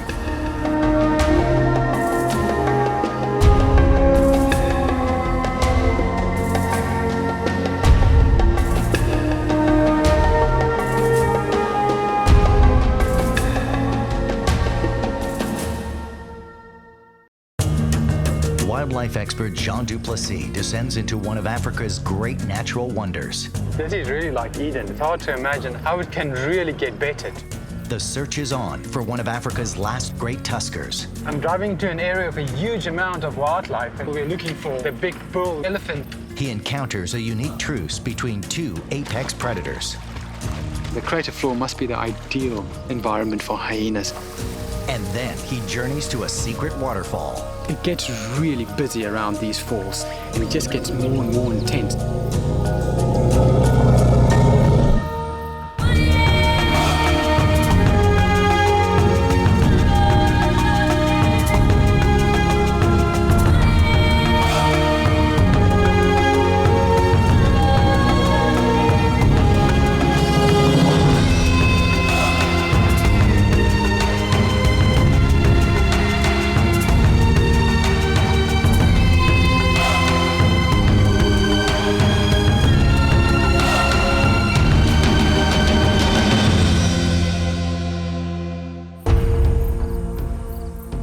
A spectacular wildlife ecosystem is not something that happens by chance. It develops over time, where everything in it evolves together, influenced by the weather and shaped by the geography of the land. When these two elements work in harmony, the results can be spectacular. One of the best examples of this is in northern Tanzania. It has been called one of the greatest natural wonders on Earth. This is Ngorongoro. The Ngorongoro highlands is a series of extinct volcanoes that once stood as high as Mount Kilimanjaro. A cataclysmic eruption 2 million years ago caused it to collapse, creating a massive crater 20 kilometers across and 600 meters deep that today is home to the highest concentration of mammals in the world. The volcano's outer slopes are covered by a thick montane forest that is home to a healthy population of elephants. Just by itself, Ngorongoro is spectacular, but it plays a far bigger role in the ecology of the area. To its north, Ngorongoro's major eruption buried the surrounding area in a thick layer of ash, creating the Serengeti Plains. The Ngorongoro's highlands act like a barrier, trapping the seasonal rains and turning what would otherwise be a dry and dusty plain into a lush green ecosystem that supports an incredible diversity of wildlife. But where it gives so generously to its north, it denies on the south. This is the Great Rift Valley. It's a massive scar caused by tectonic forces that are splitting Africa in two. It's home to many different animal species, including a healthy population of elephants. But in the dry season, the elephants all make their way inland to Lake Manyara and Serengeti National Parks. Both are in Ngorongoro's rain shadow.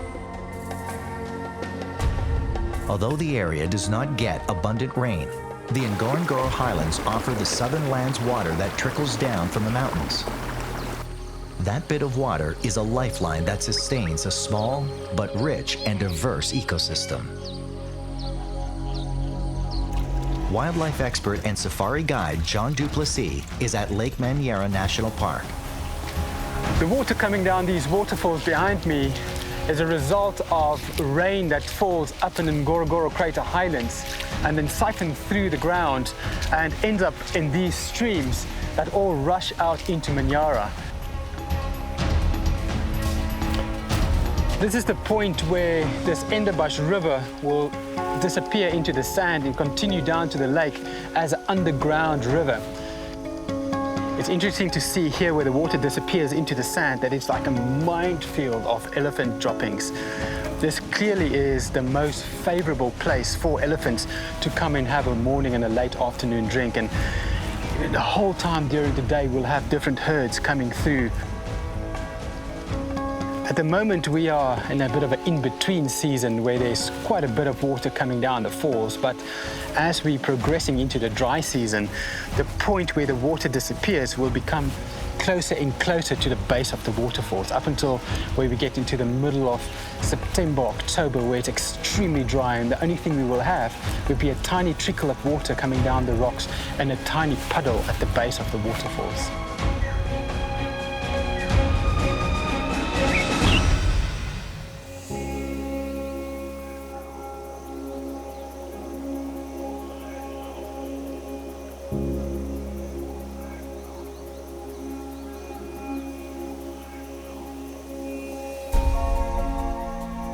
It's now September and well into the dry season. The rains in the Ngorongoro highlands have stopped and the waterfalls have been reduced to a trickle.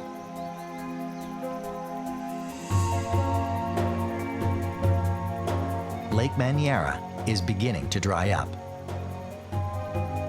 Those falls become very important to wildlife in the park. This is more than likely a small group that came in here early evening to drink. There's lots of signs of tracks all over the place, which tells me that different groups of elephants came in here during the evening. The water here must be some of the only water remaining in this Rift Valley system. It gets really busy around these falls towards sunset, and where you have herds from all across this area meeting here, and elephants don't generally do well with such a large congregation of different family groups. There's a lot of tension and stress, and it just gets more and more intense as the season gets dry. It can create quite a stressful situation for elephants. It's very loud, very sensory.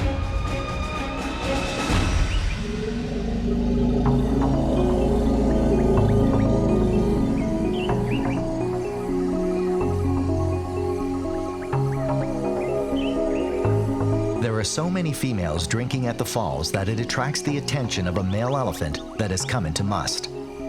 And that adds another dynamic to an already tense situation.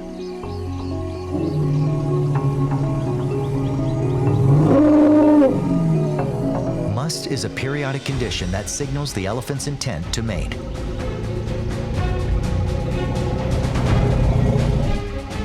Elephant males only go into must every 10 or 12 years. When they do, their behavior becomes erratic, even dangerous. Their testosterone level can be as high as 60 times normal levels. Even the most placid male becomes territorial and aggressive.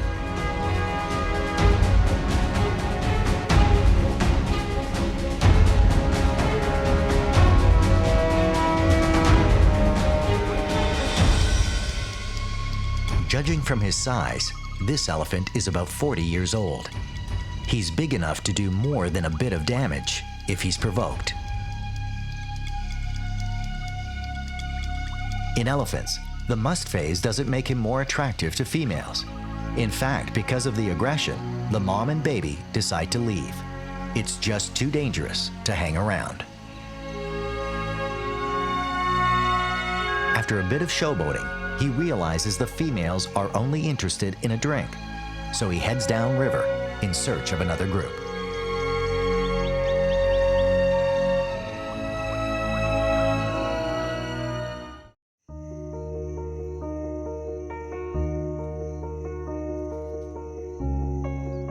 It's now October in Tanzania's Rift Valley, and it's several months into the dry season.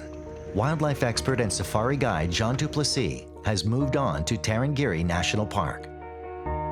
Several months without rain has caused many of the park's rivers to dry up. This is life in the rain shadow of the Ngorongoro highlands. No rain will fall now for months, and the wildlife that lives in the area all pull in closer to the base of the highlands, where the few lakes and rivers are fed by water that trickles down from above.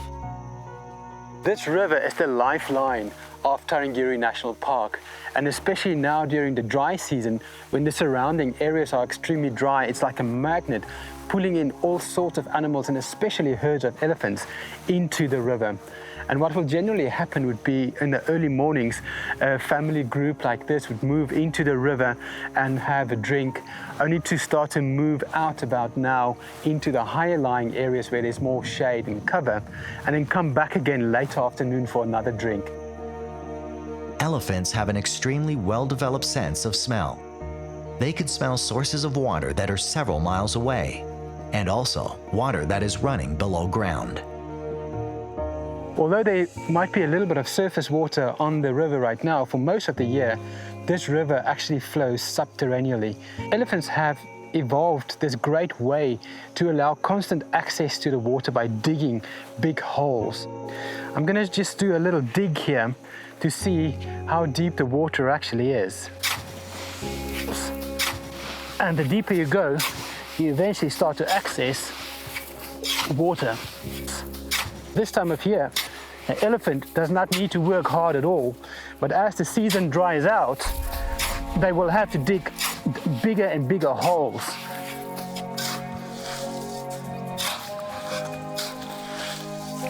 And then as other animals come, like zebras, the sides will fall in and it will become larger and larger. So eventually to have quite a nice pond. And the water is a little bit dusty now, but in a few minutes, this water, the dust will settle and it will be very clear.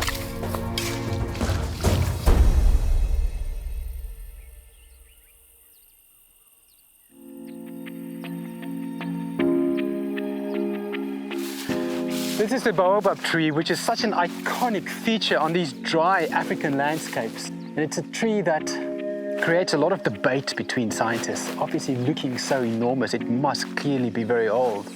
Some scientists believe that it's not that old, where it can only about 800 years of age, a big tree like this, where some others believe it's over 3,000 years old. The challenge with baobabs are that they haven't got any growth rings.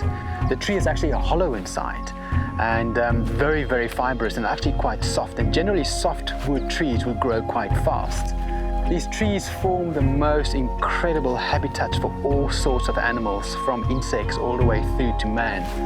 And it's commonly known that these hollow insides of baobabs have formed houses, hides, and even shops to some human communities. Out here in Serengeti National Park, where this is probably one of the most common features of the park, it's home to baboons, leopards, quite commonly occupied by an owl.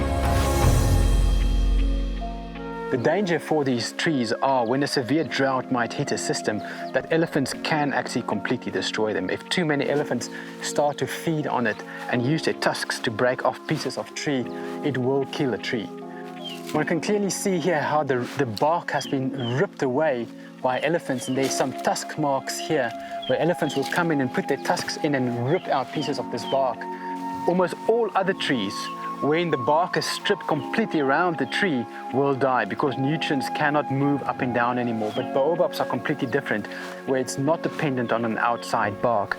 These trees will continue to survive, and that's a great feat to survive in an environment full of elephants.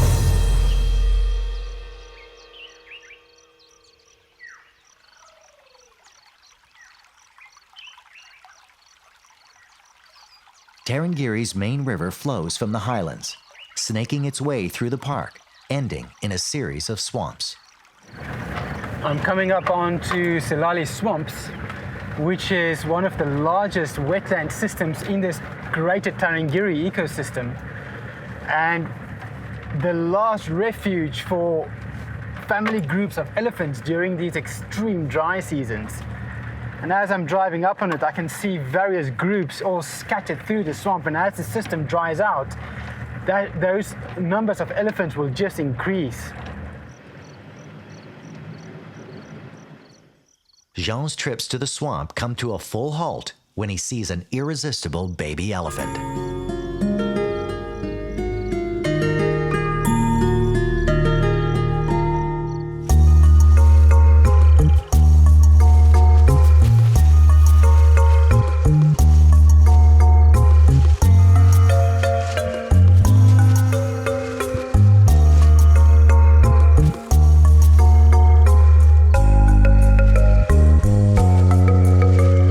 Is really having a good time thrashing around in the water. It's interesting that none of the other elephants are in there, and it's clearly having a fantastic time, just rolling around, getting completely submerged.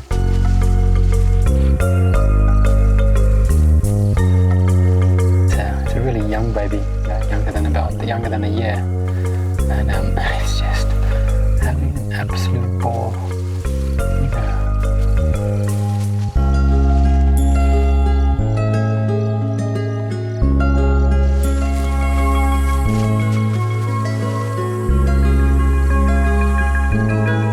Baby is younger than a year, and a good way to tell age at such a young age is that they can fit under the belly of a mum. That's generally an indication of being younger than a year.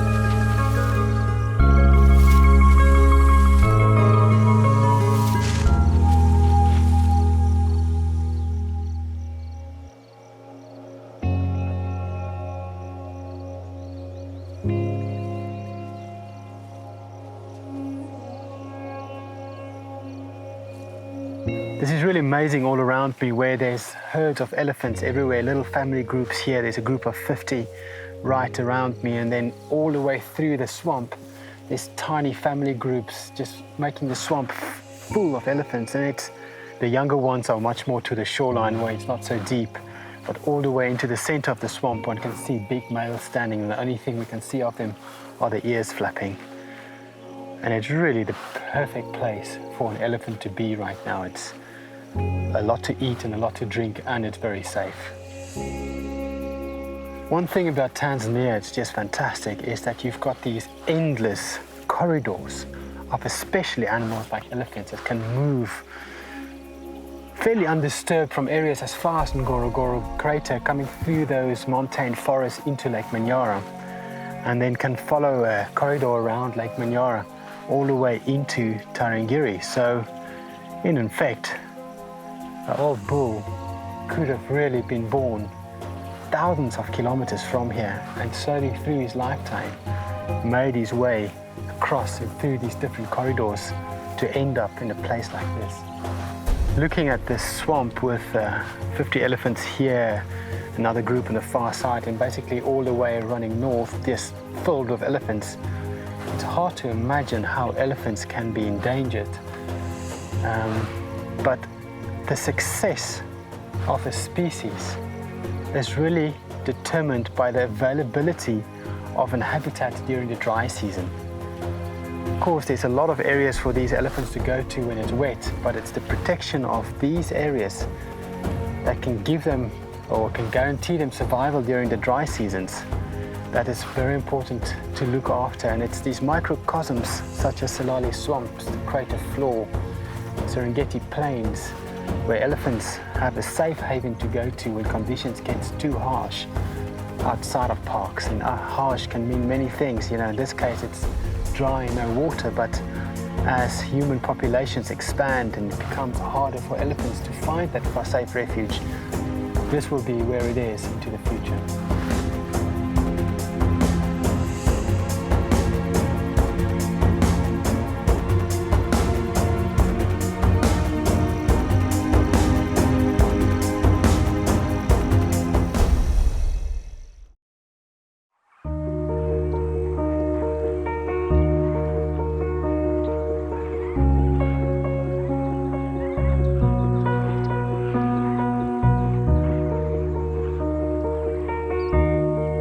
the southern side of Ngorongoro, the dry season runs from May through to October, when the short rains begin. The name doesn't refer to the amount of rain, but rather the season. The short rain season lasts only for a few months, and it very quickly brings an end to the dry season. All of last night I could hear loud thunder on top of the escarpment, which clearly indicates massive amount of rain. And this river have a huge catchment area. This morning there was a tiny little trickle coming down the rocks, but now it is steadily increasing to becoming huge currents, and I expect this afternoon these rocks will be covered by water coming down off the highlands.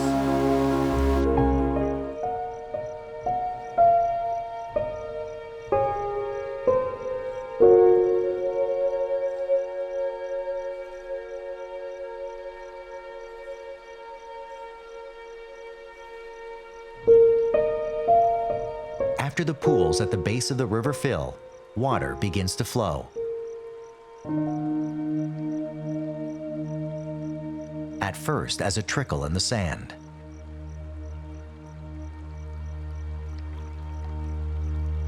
As the water from the highlands begins to collect in the tributaries, the river suddenly swells, and within an hour, huge torrents of water arrive at the falls.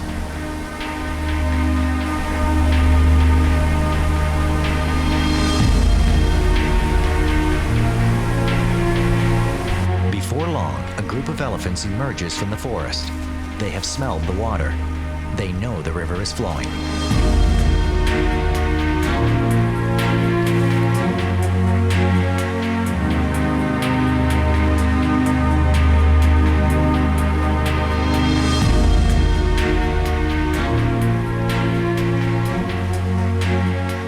It's been a long dry season for these elephants. For elephants, water is not only crucial for drinking, they also need it to take care of themselves. An elephant's skin is thick and requires the moisture to help keep it healthy.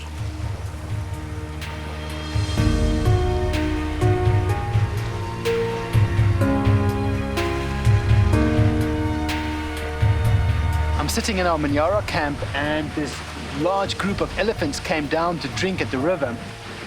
And literally minutes before they arrived, this river flooded, and a river that had no water in this morning suddenly was full bank to bank. And it was quite interesting seeing the obvious joy in them to be going into the water and enjoying a late afternoon drink.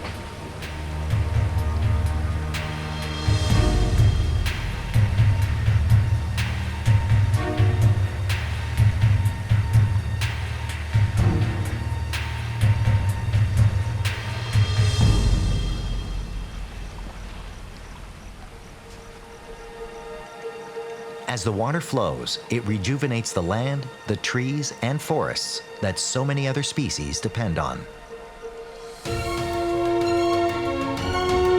This Endofbash River is by far the largest river flowing into Lake Manyara.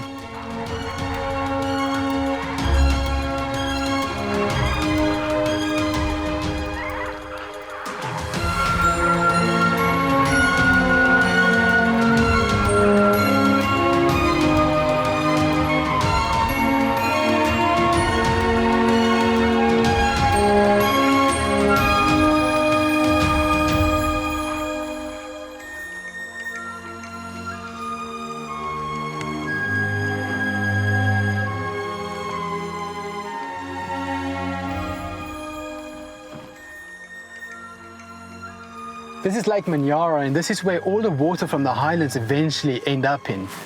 This is a really old lake, estimated about 3 million years old, and it used to be at least 5 times the size of what it is today.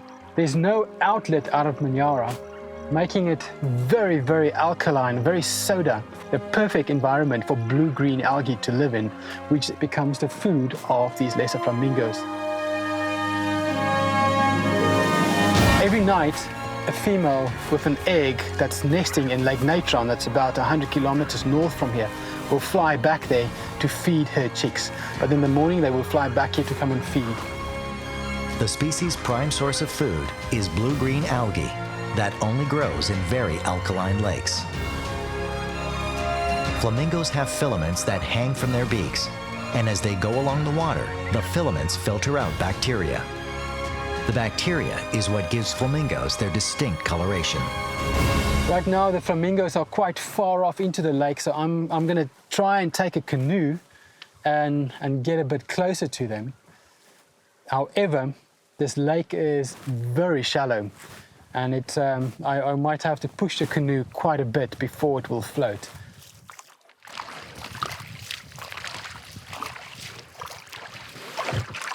Let's see if we are stuck.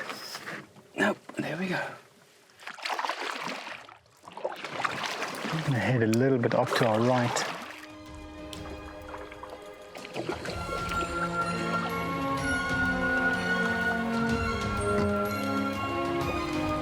Getting a little bit closer to these flamingos now.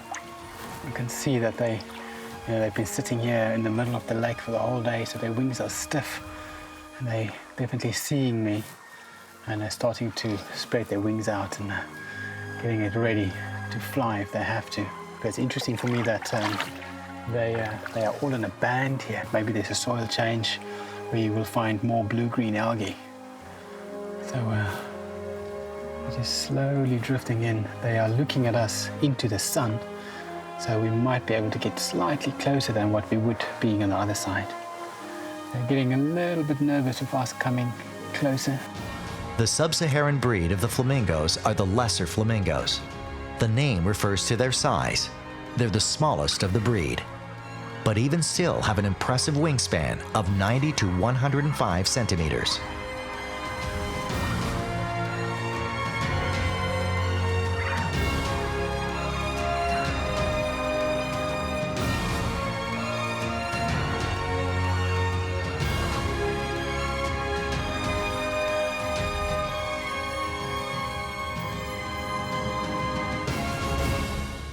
Back on the shores, Jean comes across another unique natural event that is brought on by the first rains. I'm on the shores of Lake Manyara, and the sun is setting, and as the sun's going down, one can see this reflection of millions of strands of silk, and it's really interesting what it is. It's newly hatched spiders that's doing something called ballooning.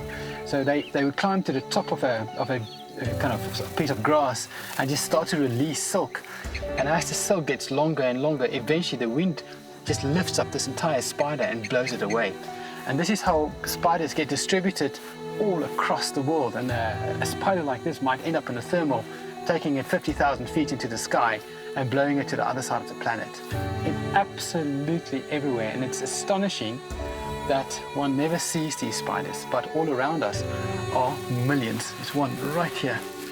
And tiny spiders that's making their little bodies into like a ball and just kind of cruising through the sky.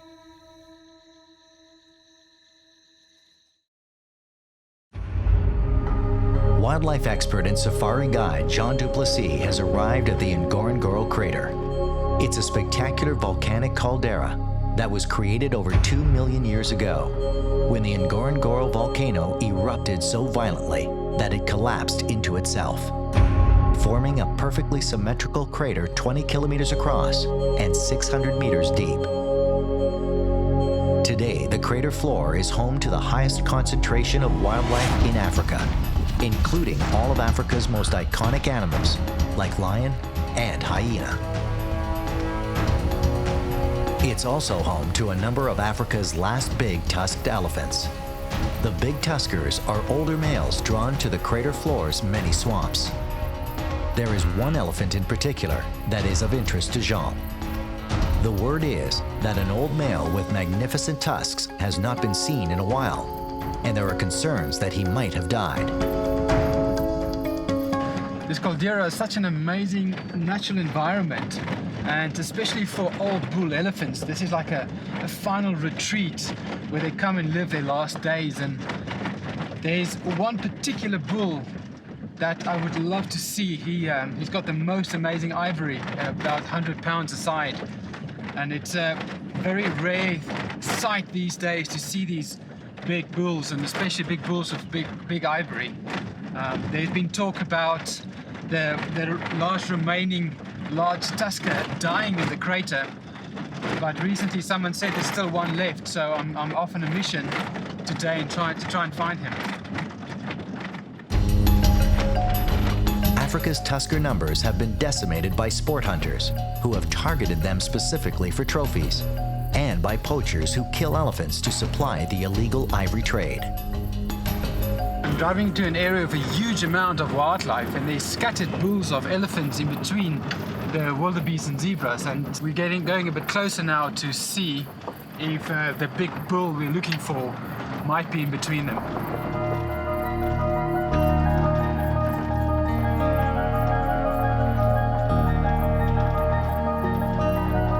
I'm gonna have a look at this group of bulls ahead.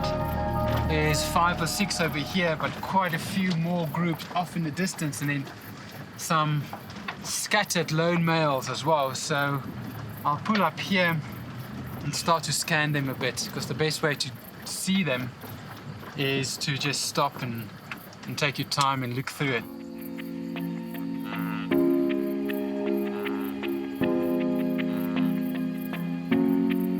There's a lot of bulls down here with some seriously large ivory, but it's not the one we're looking for. That elephant we're after have ivory that's almost touching the ground, and he's struggling to walk. He needs to keep his head up.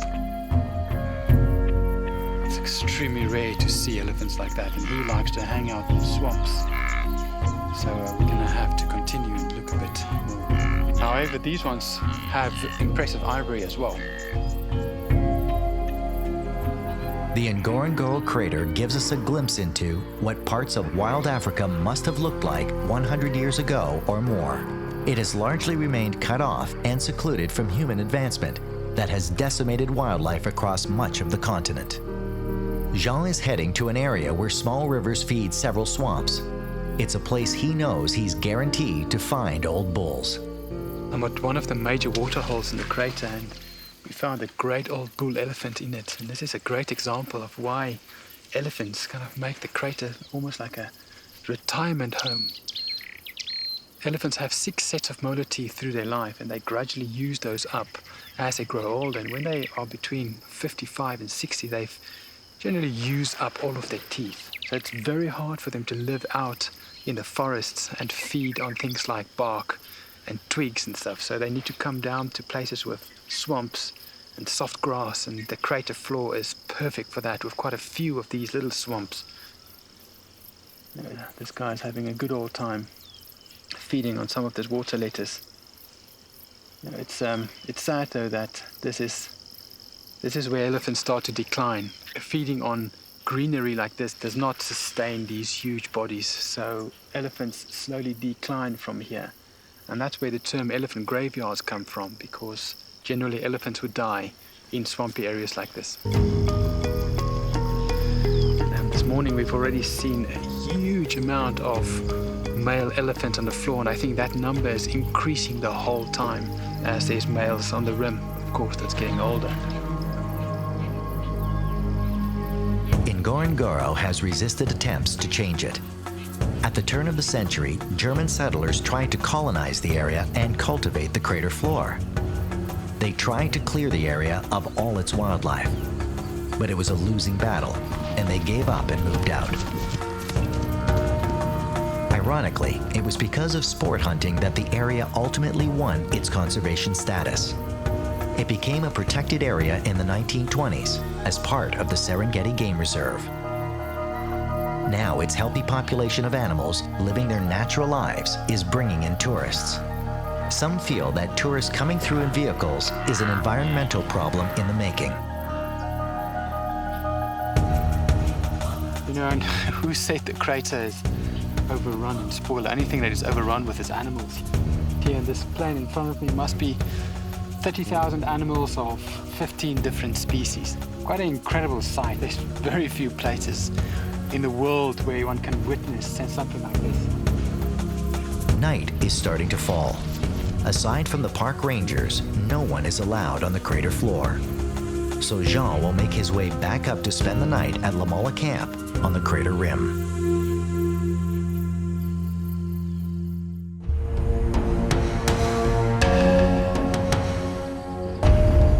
While Wildlife expert and safari guide Jean Du Plessis is in the Ngorongoro crater, where he is searching for one of the last great tusker elephants. Tuskers are elephants with enormous ivory, and they have been in steady decline in Africa because of sport hunting and illegal poaching for ivory. He is searching for one particular male, a legendary old and rare elephant with tusks so huge it has difficulty lifting its head when walking. The elephant has not been seen in some time, and no one knows if it has moved away from the crater floor or if the great tusker has died. It's day 2 for Jean's search, and he is out early.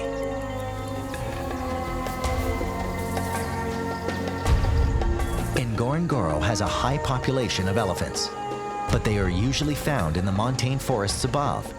There's a breeding herd of elephants on the crater floor, and this is extremely unique. In 20 years of working and being on the crater floor, I've never seen females and calves right here on the bottom of the floor, sometimes on the edges of the forests. But to see them on the floor is almost unheard of.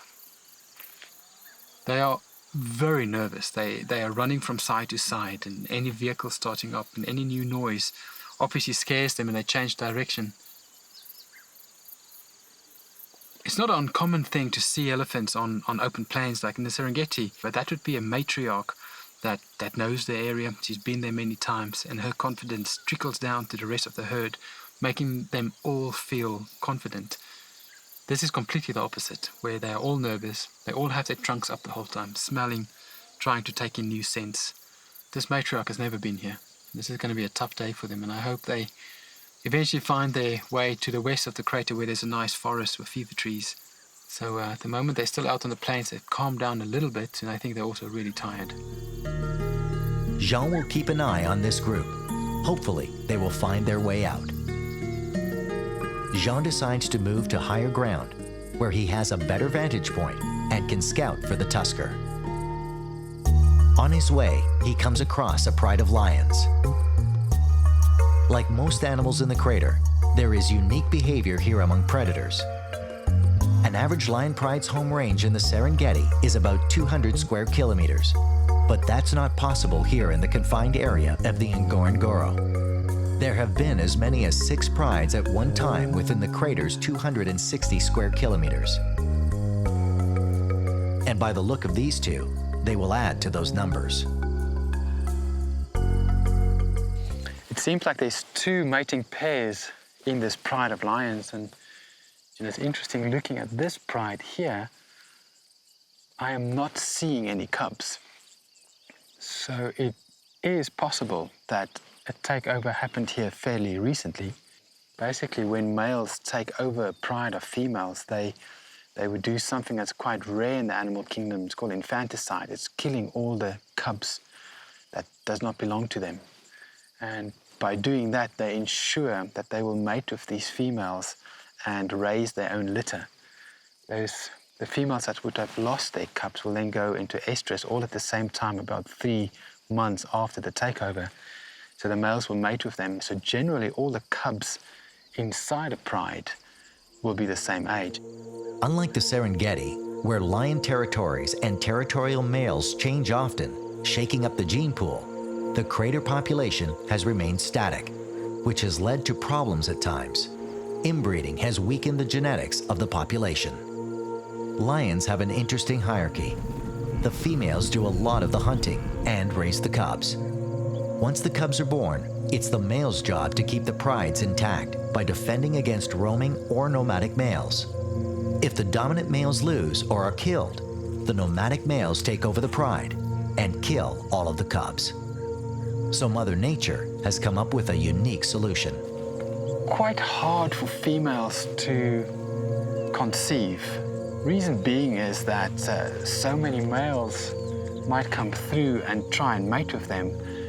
Sometimes this pride of males will be with another pride of females that they are dominant over. And if a female hears an estrus and there's a nomadic male that comes through, he can get quite aggressive and they will actually mate with him, but they will not fall pregnant. So when the actual dominant males mate with them, they need to do that and mate about every 20 minutes for 5 days. It's estimated that there's about 1,500 copulations for every cub that reach 1 year old. The number of predators an area can support is directly related to the amount of available prey. Unlike the Serengeti, where much of the prey species migrate through a predator's territory for a short period, in the crater, the populations are resident and fluctuate very little. That makes for a more stable food source. Because of the high number of animals, the crater floor can support a large variety of carnivores. There's a really nice pack of hyenas over there. And the crater floor must be the ideal environment for hyenas, and certainly one of the most productive hyena environments in Africa. It's actually a misconception that hyenas are these massive scavengers, where here on the crater floor, they would hunt at least 70% of their food themselves. Strange enough, lions will scavenge quite a bit, and quite often one would find lions chasing hyenas off kills that they've made. And the way these hyenas will hunt would be by basically running something tired. They've got such amazing stamina. It's that construction of tall front limbs and short back ones. They've got a very economic gait, and they can go for hours. And they would find a wildebeest and stick behind it for hours until that wildebeest can't move anymore, and then kill it. Looking at the number of hyenas versus lions we've seen over the last couple of days, it's kind of clear to me that the hyenas is winning this race right now.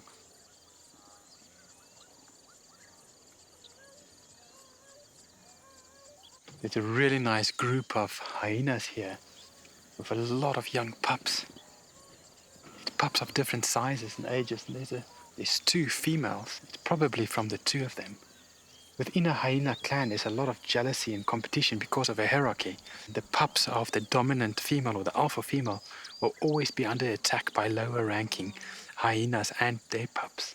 Hyenas also have extremely rich milk, so that enables a mother to go off and hunt, feed, and potentially stay out there for a night or 2 before she will come back and feed her cubs, and the cubs will survive just on the milk that they drank before. This female off here to my right is a little bit bloody. She might have been in a fight, or they might have made a kill last night.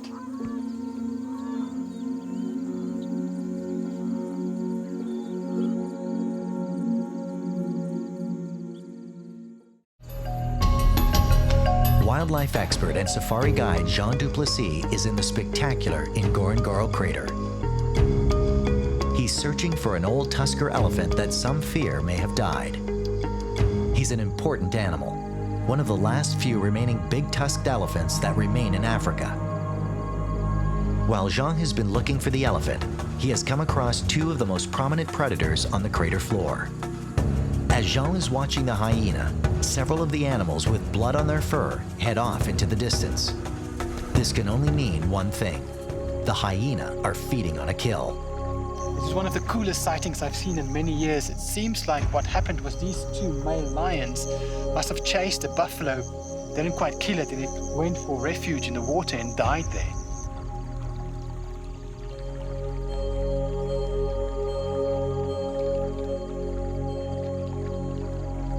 These hyenas must have seen what was going on, and now they are literally diving under the water, completely submerged, to take mouthfuls of meat. These 2 male lions are just lying on the edge, basically looking at their food, going for the hyenas. Lions and hyenas. Normally, the 2 species battle over food and often steals each other's kills. But Jean finds the 2 species showing some unusual tolerance for one another.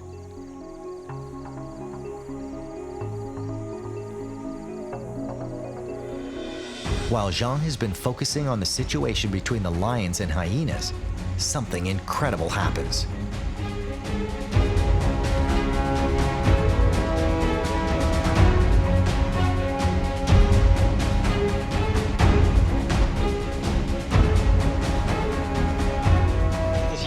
elephant we've been looking for the last couple of days just walked right through the scene. I mean, where in your life have you seen something like this, where you have these hyenas in the water, 2 male lions, and this the biggest elephant in the crater, probably in Africa, walked right through this picture. It's incredible.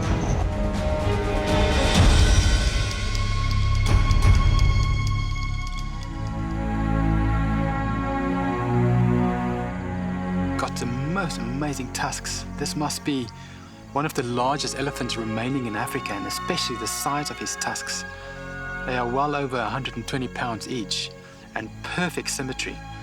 It's very, very rare to see an elephant like this, and there must really only be a handful left in Africa. And this is one of the last of a kind. The gene of big tuskers are getting less and less, and it's going to be many years before elephants like this are out in the wild again.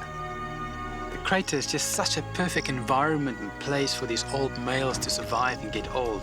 All around the edge of the rim are observation points where rangers are looking into the crater and making sure that no poaching happens. And it's kind of been like this since the early 1900s, and poaching has been really, really under control here on the crater floor, allowing huge elephants like this to become old and massive like this.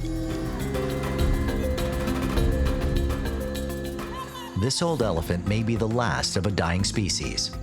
For decades, elephants with large tusks have been killed for their ivory.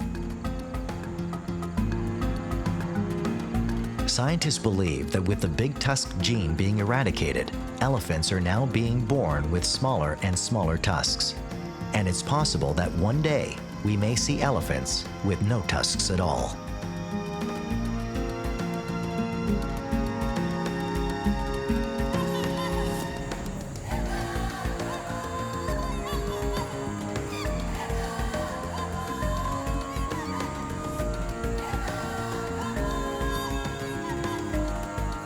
For now, though the Ngorongoro crater, formed more than 2 million years ago, remains a refuge for the old tuskers and their offspring, its geology has made a barrier that has allowed animal species to survive and thrive, giving us a glimpse of what Africa may have looked like if human populations had not moved in and demanded greater and greater resources, putting its own survival ahead of these truly magnificent species.